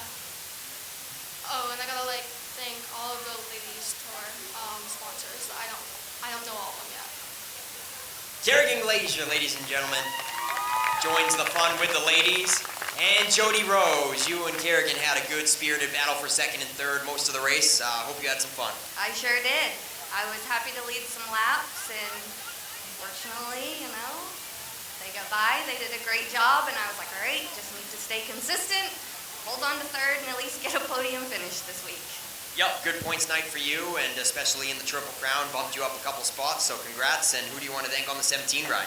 I need to thank my dad, my husband, my boys, Toonie Looney Rentals, Easy Asphalt Maintenance, the Tint Girl, Stuff Construction Plus, and all you fans and all the ladies that come out each time. And that is your top three, ladies and gentlemen. Jody Rose, Kerrigan Glazier, and Delaney Dunn for the Ladies Acceleration Tour. And we're going to crown the V8 winner. Is this Chrissy? Cassie Colby? All right, so were you trying to have the V8 class here tonight, but no entries? Yeah, there was no entries for the V8 class tonight. So I jumped out in the 71. Girodi was going to let me run, and then when Destiny went into the wall, it seemed only normal to just give her the car where she's in it for points, and I was just out here because they've been driving me nuts to go and race an actual equivalent car with them. So we went out, did what we needed to do, and here we are. All right, congratulations.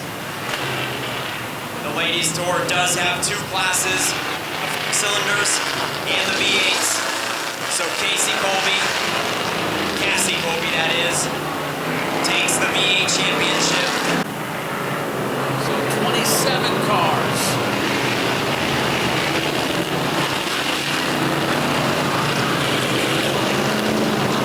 Again, their normal distance 25, but with the larger car count, they hit that number, and we're going 30 laps tonight for the Portland Glass Strictly Streets. This is gonna be crazy. Let's go racing.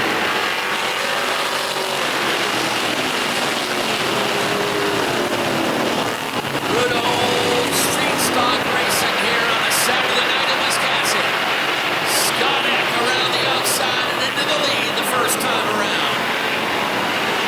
3 wide as expected, back in the middle of the pack. Hornet now racing with Dan Trask for second. Vinod holds down the 5th position. Landon Tapley in the picture.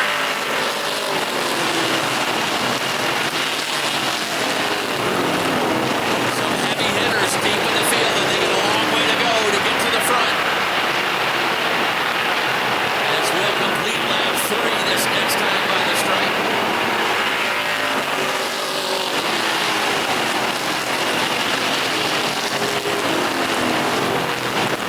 Starting to get things sorted out, single file, everyone chasing the 27 of Scott Eck. Morton settled into second, Tapley third. Then comes Dan Trask at the 3, Justin Galliu in the 43. That's your front 5, now we're side by side for 6th. Vinod in the 98 inside, Steve Pierpont outside in the 33. Then Burgess right behind them, trying to find a place to race. Amara Parker in the picture. As we've got a spin onto turn 3, that's the number 12 of Tyler Dinsmore's. Spun out down to the bottom of turn 3. Never pressure you into any vehicle that isn't right for you at Norm's Used Cars. Check out the latest inventory at www.normsusedcars.com. All right, boogity boogity, back on it. Green is out. Dan Morton in trouble on the start. And he's got more trouble. The anchor is out on the 00 on the outside. Fast Track pulls the inside to Scott Eck, Landon Tapley, and Justin Galliu.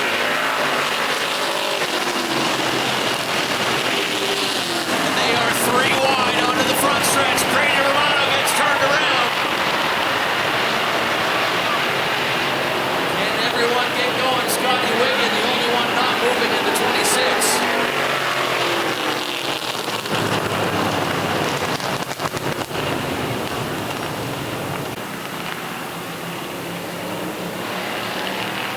Race director Sean Kimball telling him we're going green next time around.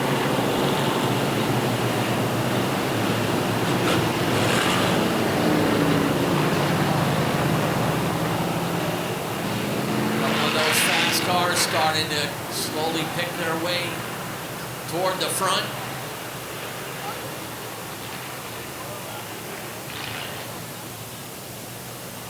As we restart with 6 complete.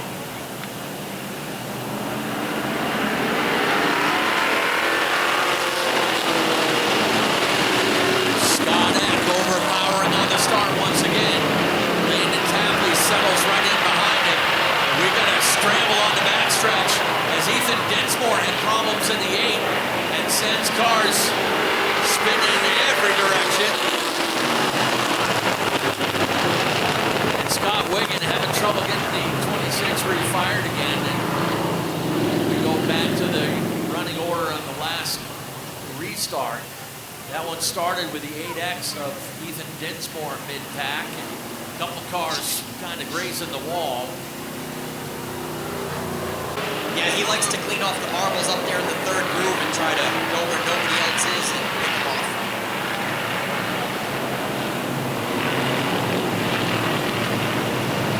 And how about Dale Lawrence? He's right there behind him. Dale started in 20th. He's restarting in 12th right behind Dan McKay. So Dan McKay Jr., an average of 1.5 positions per lap so far, from 19th to 10th in 6 laps completed. Norm's used cars pace car pulls off and we're going green once again.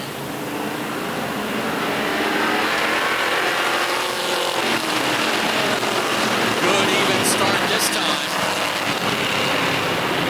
And in charge once again, but not quite as convincingly. Tapley settles in the second, patiently right behind him.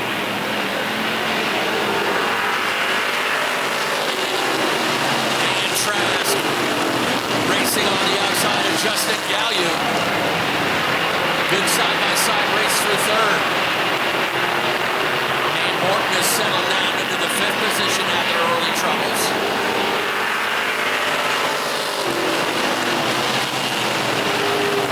Still 3 wide mid-pack, and as always, not uncommon to see the 90-40 out there, but he's dropped a couple of positions.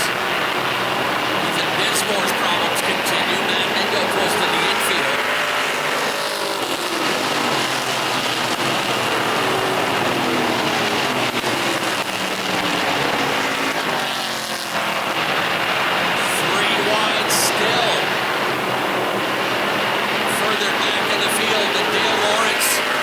In a good battle.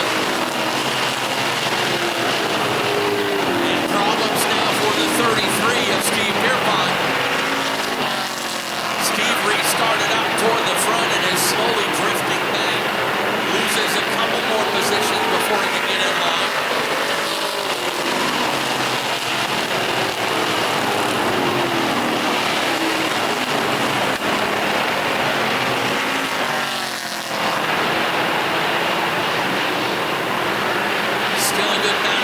Third, Dan Trask, the veteran out of Chelsea.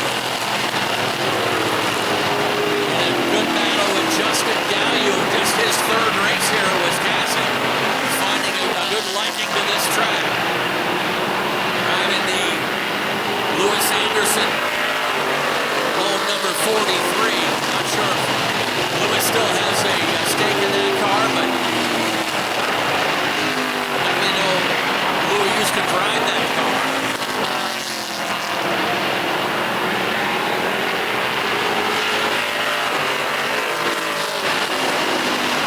Brandon Bourne heads down pit road, crinkled front end on the number 31.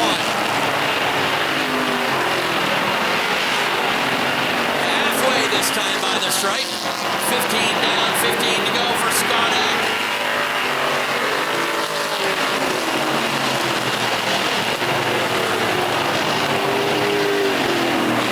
Was a winner last year, looking for his first checkered flag here in 2025.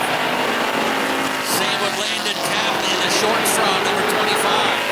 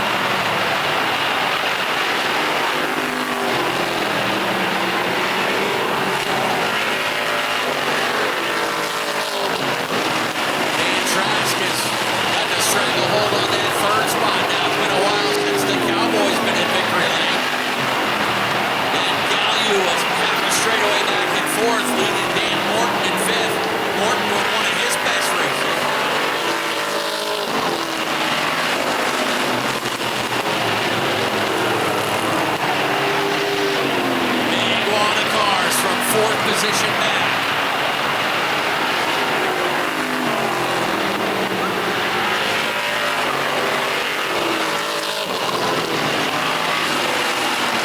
Last podium for Dan Trask came 6 years ago.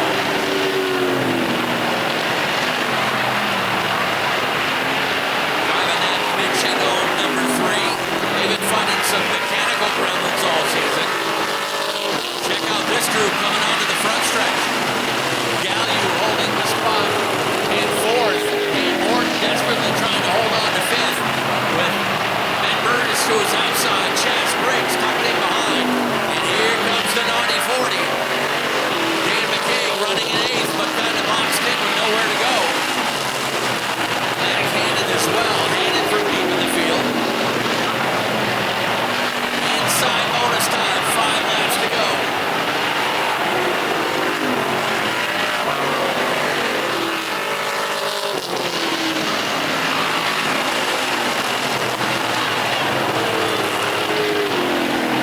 Leaders heading down into turn 3.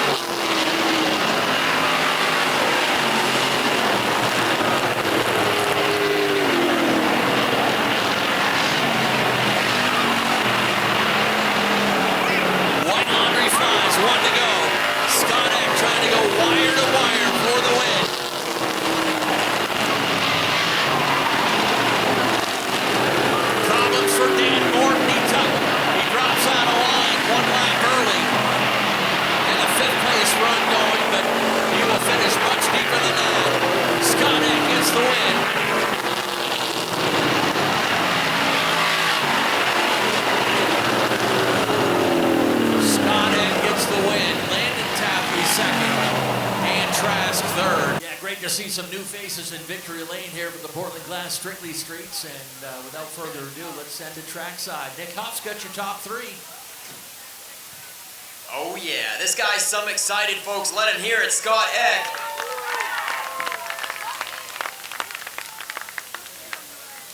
Oh man, gets a hug in Victory Lane. Scott, that's gotta feel some good, doesn't it, to get the monkey off the back after a few years? Yeah, it feels real good. You get the first one and you don't know when the next one's gonna come. We were close a couple times. Had a good car tonight, real good car. Couldn't do this without my family, my wife, Dave, Nora, Mal, Mom. Unfortunately, my dad couldn't be here tonight. He's out fishing, but sorry. No, I'm just super proud of the team. Everybody at Daisy Valley, Mac, Johnny Emerson helps us so much. Gotta thank my great sponsors, Final Finish Ceramic Coating, JB Powder Coating and Welding, AutoFab, Megawatt Lounge, Pratt Electric. Everybody lends a hand. It's awesome, especially to be, Landon, he's quick, and Dan was too. So, yeah, look forward to the next one. All right, Scott Eck, ladies and gentlemen. Had a couple top 3s in recent years, but it's been about 3 since he's been on top. And Landon Tapley, good racing there for you. It was chaos from 3rd on back, so happy that you were able to stay out of it, weren't you? Yeah, I was pretty stoked when spotter came on. MG was like, they're pretty far behind you, so I was pretty happy to just secure second. And, I had nothing for Scott, so, I'm just happy to be here today, and car's in one piece. Yeah, and you're juggling 3 cars all season, so I don't think, have you been on the podium with any of them yet this year? And this one must feel pretty good? None of them have been on the podium this year except for this one. This one is our main car that we focus on the most, so it's good to succeed in this one. We're going to take the other one slow, but I'm glad to be here and thankful for everybody that helps me out. Yeah, that Super Street season has been rough on you, so I noticed that car is kind of on the back burner right now. So who do you want to thank for the Strictly Street ride? I got to thank my mom, my dad, MG and Sheree for helping every week. Evan and Paige. Everybody comes out, my sister, my girlfriend. Schooner Bay Transport, House Water Treatment, Bronco Builders, EJ & Sons Heavy Equipment Truck Repair LLC, PB Storage, Savings Family Entertainment, Coastal Race Fab, and I'm missing a few more, Tucker Chevrolet, but you know who you are, so thank you guys. Appreciate you. Landon Tapley comes home with runner-up honors, and Cowboy Dan Trask.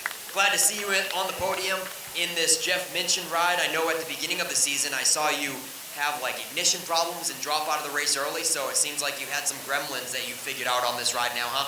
Oh, that's for sure. We have torn our hair out on this baby, so just happy to be up here, and I had to turn my GPS on so I could figure out how to get over here. But how's it feel to be here? Very good. Appreciate everybody coming out, and as you can see, you got a lot of crew and a lot of family and a lot of people to thank. So congratulations to Cowboy Dan in the... Dan Trask wants to wish a happy birthday to his cousin Monica. All right, we'll get you guys up here in front of Scott X Ride for some top 3 photos in Coastal Auto Parts Napa Victory Lane. Pace cars rolling, here they come.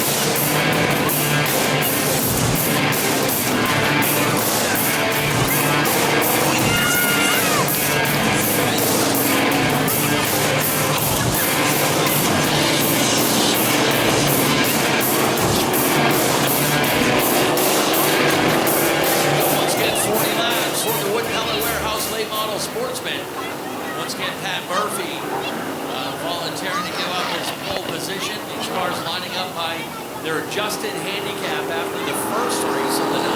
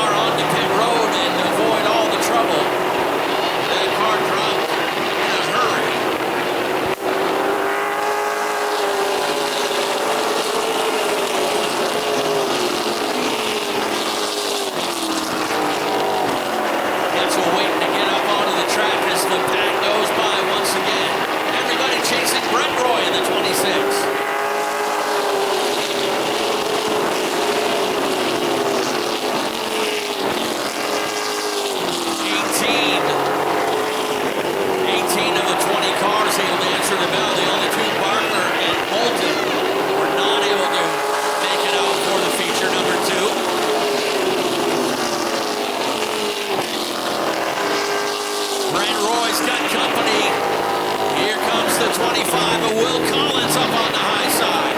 Collins wants a piece of the lead.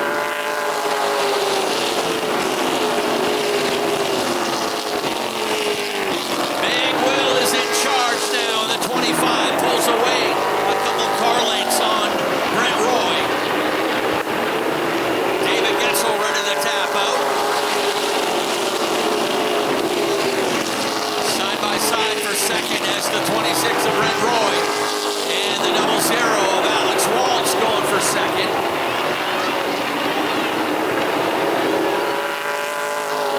Waltz able to grab that spot.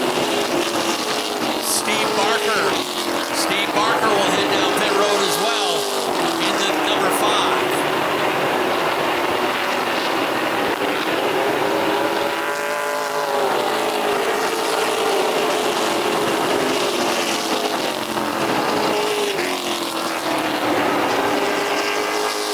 Another car on the moves at 24 of Jonathan Emerson.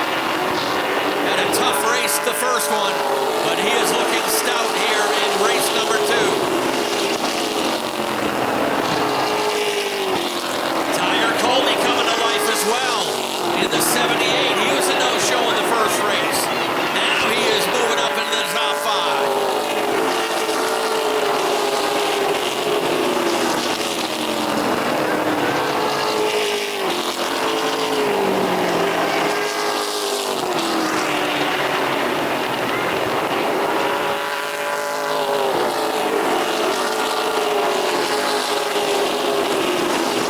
Daniel Harding from deep in the field. In the 38, he's racing with Tiger Colby just outside the top 5. There goes Getzel down pit road once again.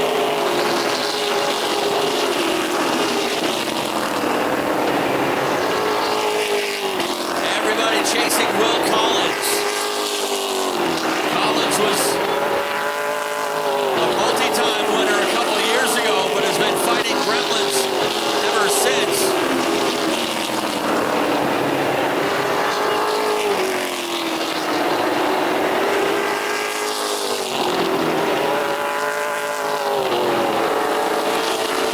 Will coming into the weekend 4th in points, but looking for his first podium of the year. We got a good side-by-side battle for second now. As Jonathan Emerson able to drive around Alex Walsh and into second.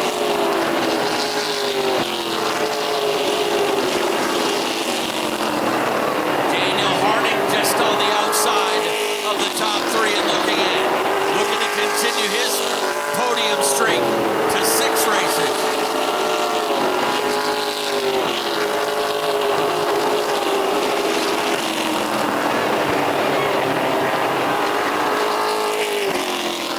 Dave Sturgis working that passing flag on the number 34 at Chase Burgess.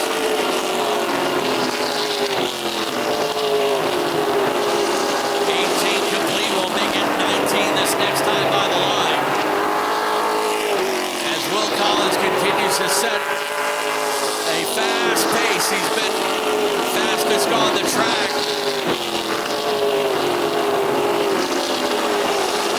This time by to be halfway, 20 laps down, 20 laps to go for Will Collins.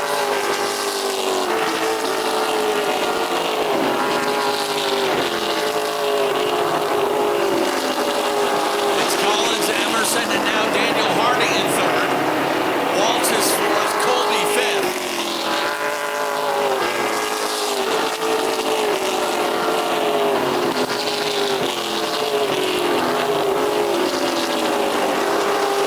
Daniel Harding looking to extend his podium streak to 6 races this year.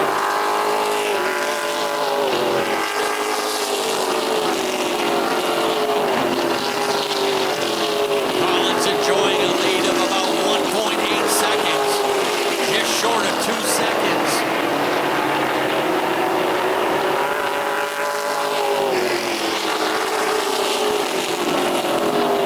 Jonathan Emerson and Daniel Harding just a little bit faster. But Collins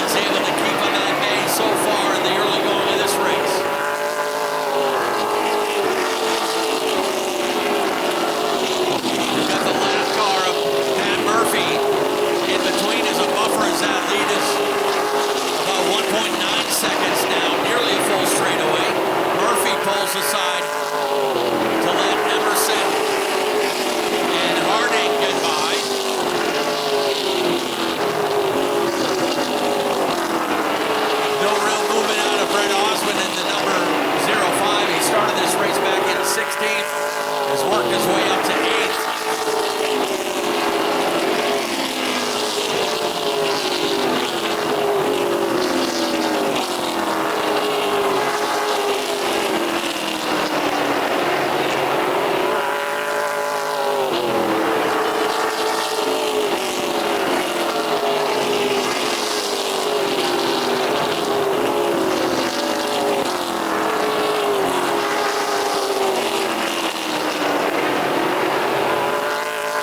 Plenty of clear racetrack up ahead for that number 25.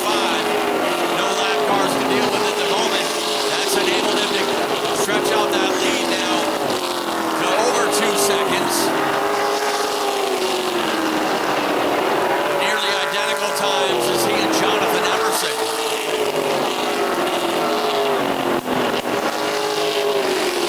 Daniel Harding has turned into quite a patient racer in the first part of the race and now ready to go after second out around the outside of Jonathan Emerson.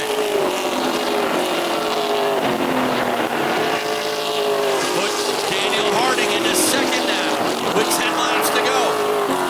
Can he chase down Will Collins?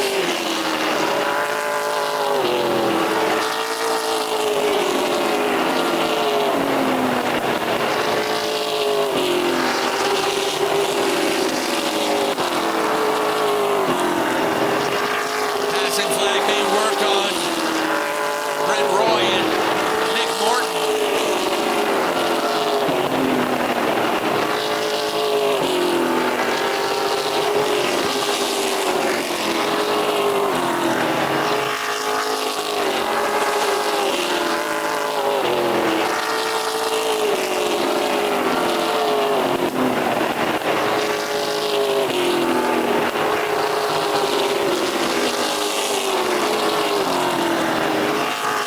Here comes Collins onto the front stretch once again. Daniel Harding is eating into that lead, but maybe running out of time. They'll have 5 laps to go next time by.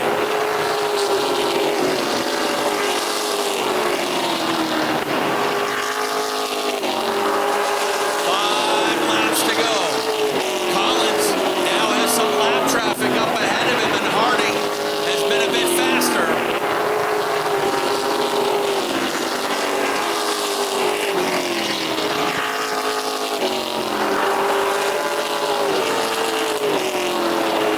That lead is now down to just barely a second.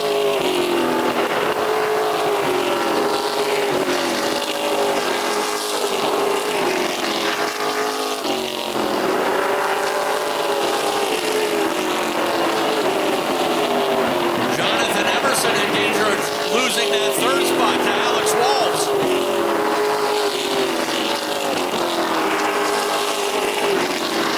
2 laps to go on the number 25 of Will Collins.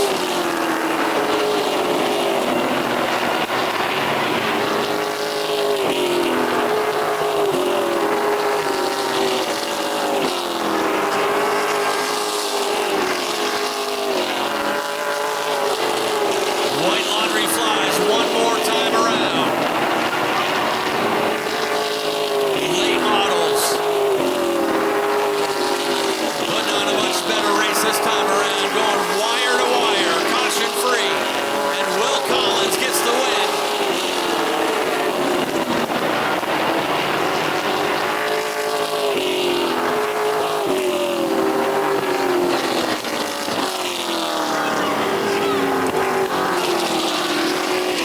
Will Collins gets the win, his first in just about a year. Daniel Harding extends his podium streak to 6 straight races and will leave with the point lead intact. Jonathan Emerson third. Tiger Colby sneaks in to grab 4th, and Alex Waltz, a nice run for the 00, finishing in 5th. And his boys up to be the first ones to read him out of the car. There's 1 and there's 2. Yeah, twin sons, Landon and Larson, meet Will Collins at the driver's door.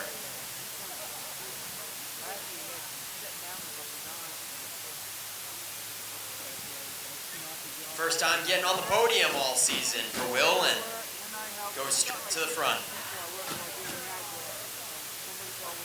Mom likes it.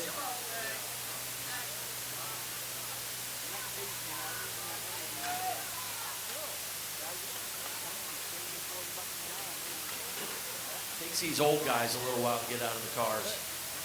All right, there he is, folks. Will Collins wins late model leg number 2 of the night. Will, it looks like you've had a pretty rough season. I've seen you drop out of a lot of races early. So tell us about the year for you. Yeah, after that first feature, the way things gone, I was damn close to loading up going home, but my dad doesn't quit, and this one's for him for sure. What's been going on the rest of this season? You haven't even placed in the top 3. What'd you strike on tonight? This is a new Pathfinder car to us. We totaled the other one last year. And we could have very easily gone out and done what everyone else does and have Jeff Taylor build a distance car and just come down here and make it easy on ourselves, but we don't like to do that. We like to run Pathfinder chassis, Ford engines, and we'll get it. Yeah, she definitely sounds distinct too. It definitely has a different exhaust note than everybody else, and they're probably all running GM, I'm sure. Yeah, we're the only Fords. I wouldn't race anymore if I couldn't drive a Ford. But I can't thank them guys enough. Like I said, after the feature and after the first feature, I mean, I was pretty much just like, I'm going home. I don't care. We threw some stuff at it and it worked, so I owe them all the credit. Any sponsors on the ride you want to thank? Yeah, Main Towing, L&S Concrete, Mike's Auto, Beckett's Auto, Swiss Storage, Eaton Construction, like I said, MG, Randy, Andy, Bob, my family, everyone just sticking with it. All right, Will Collins, ladies and gentlemen. And then this guy, he's got the best average of the night with 2 second-place runs, and probably hoping for a caution there because you were catching him, weren't you, Daniel? Yeah, I ran a great race, avoided all the messes, and yeah, it was just a great race overall. Worked our way to the front very quickly and logged some laps and tried to get him, but didn't have enough, but that's okay. And yeah, just 2 great races in a row. You seem like you've got a very cool head on your shoulders, a very patient racer, and it seems like late race caution certainly helps you out on a consistent basis with that patientness to work your way up slowly and not have to rush it with a caution-free one like this. But this one, I think, probably the first caution-free late model race that we've seen this season, so didn't quite work in your favor, huh? No, but it was still a great race.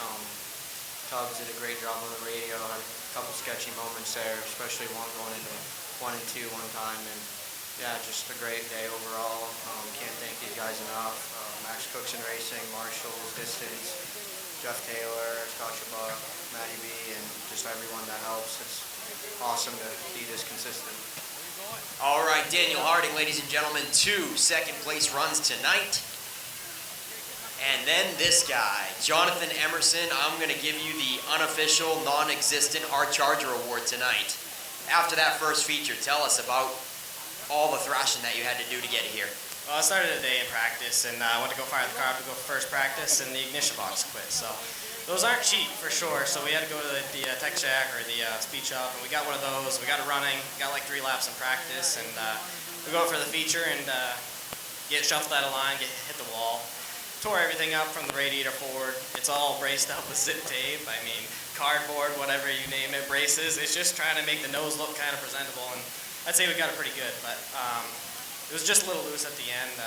Needed something to help me, so when I got loose, I didn't go all the way around. So I'd like to thank Portland Glass, Emerson Pilot Cars, Highland Green, Yankee Yard Works, Distance Race Cars. I mean, this proves that they're top notch. So I Tick Patrol, ABG Heating and Plumbing, all the guys back there. I mean, we thrashed all day. Triple K Excavation. It's pretty unbelievable that we're here. We made a hard charge throughout the race, and I just run out of tire or whatever. All right, Jonathan Emerson. Did you get them all? Any other sponsors you wanted? Upper Pond Stables. Really thanks to Yankee Yard Works and just about the guys, pretty much. Jonathan Emerson wraps up late model leg number 2 for the top 3. Daniel Harding and Will Collins. That'll certainly be a motivational booster for Will for the rest of the season to finally nab that one in the butt. And that's going to do it for this extra long day. Double late model features, Ladies Acceleration Tour. We, once again, are very happy to have them join the schedule for this evening.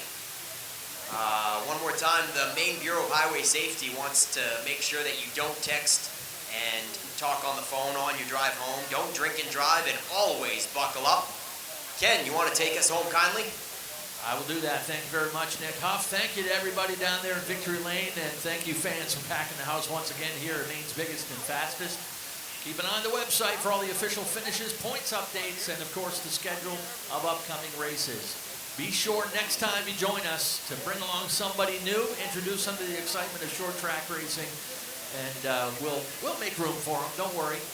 And be sure to support all those sponsors as well. So one final time on behalf of Richard and Vanessa Jordan and the entire staff, thank you for joining us. Have a great rest of your weekend and a safe ride home. Good night.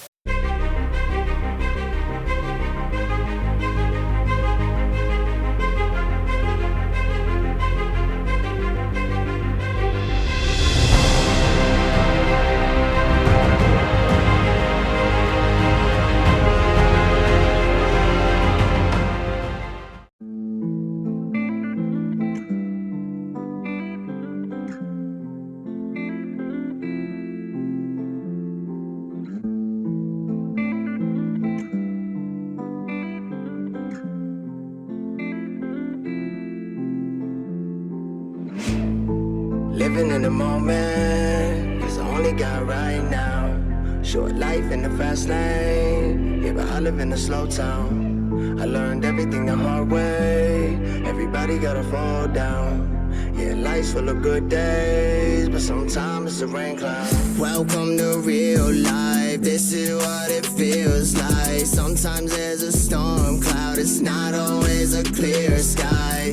Ain't always sunshine and rainbows, most times you wait till the bang go. And I need the strength for a tough life, so yeah, that's just what I pray for. If you don't change, nothing changes, why stay the same? It's so basic, that's why I feel so alone. When I'm in a room full of faces and they all smiling at me, with lies they hide behind teeth, they got their knives in their sleeves. That's why I always gotta be living in the moment, cause I only got right now. Short life in the fast lane, yeah, I live in a slow town. I learned everything the hard way, everybody gotta fall down.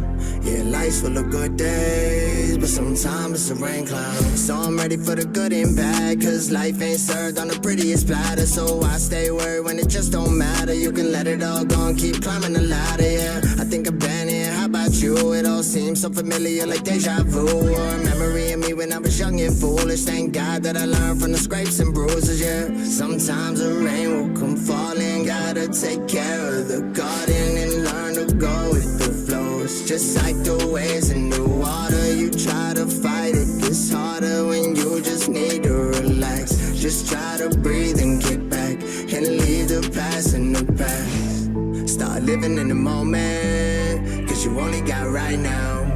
Short life in the fast lane, yeah, but I live in a slow town. I learned everything the hard way, everybody gotta fall down. Yeah, life's full of good days, but sometimes it's a rain cloud. Say why you trying to fight, it's just the way it goes. You just gotta decide whether you stay or fold. Just take the hand you were given and work with what you have. Whether you like it or not, you gon' take it good or bad. So start living in the moment, cause you only got right now. Short life in the fast lane, yeah, but I live in a slow town.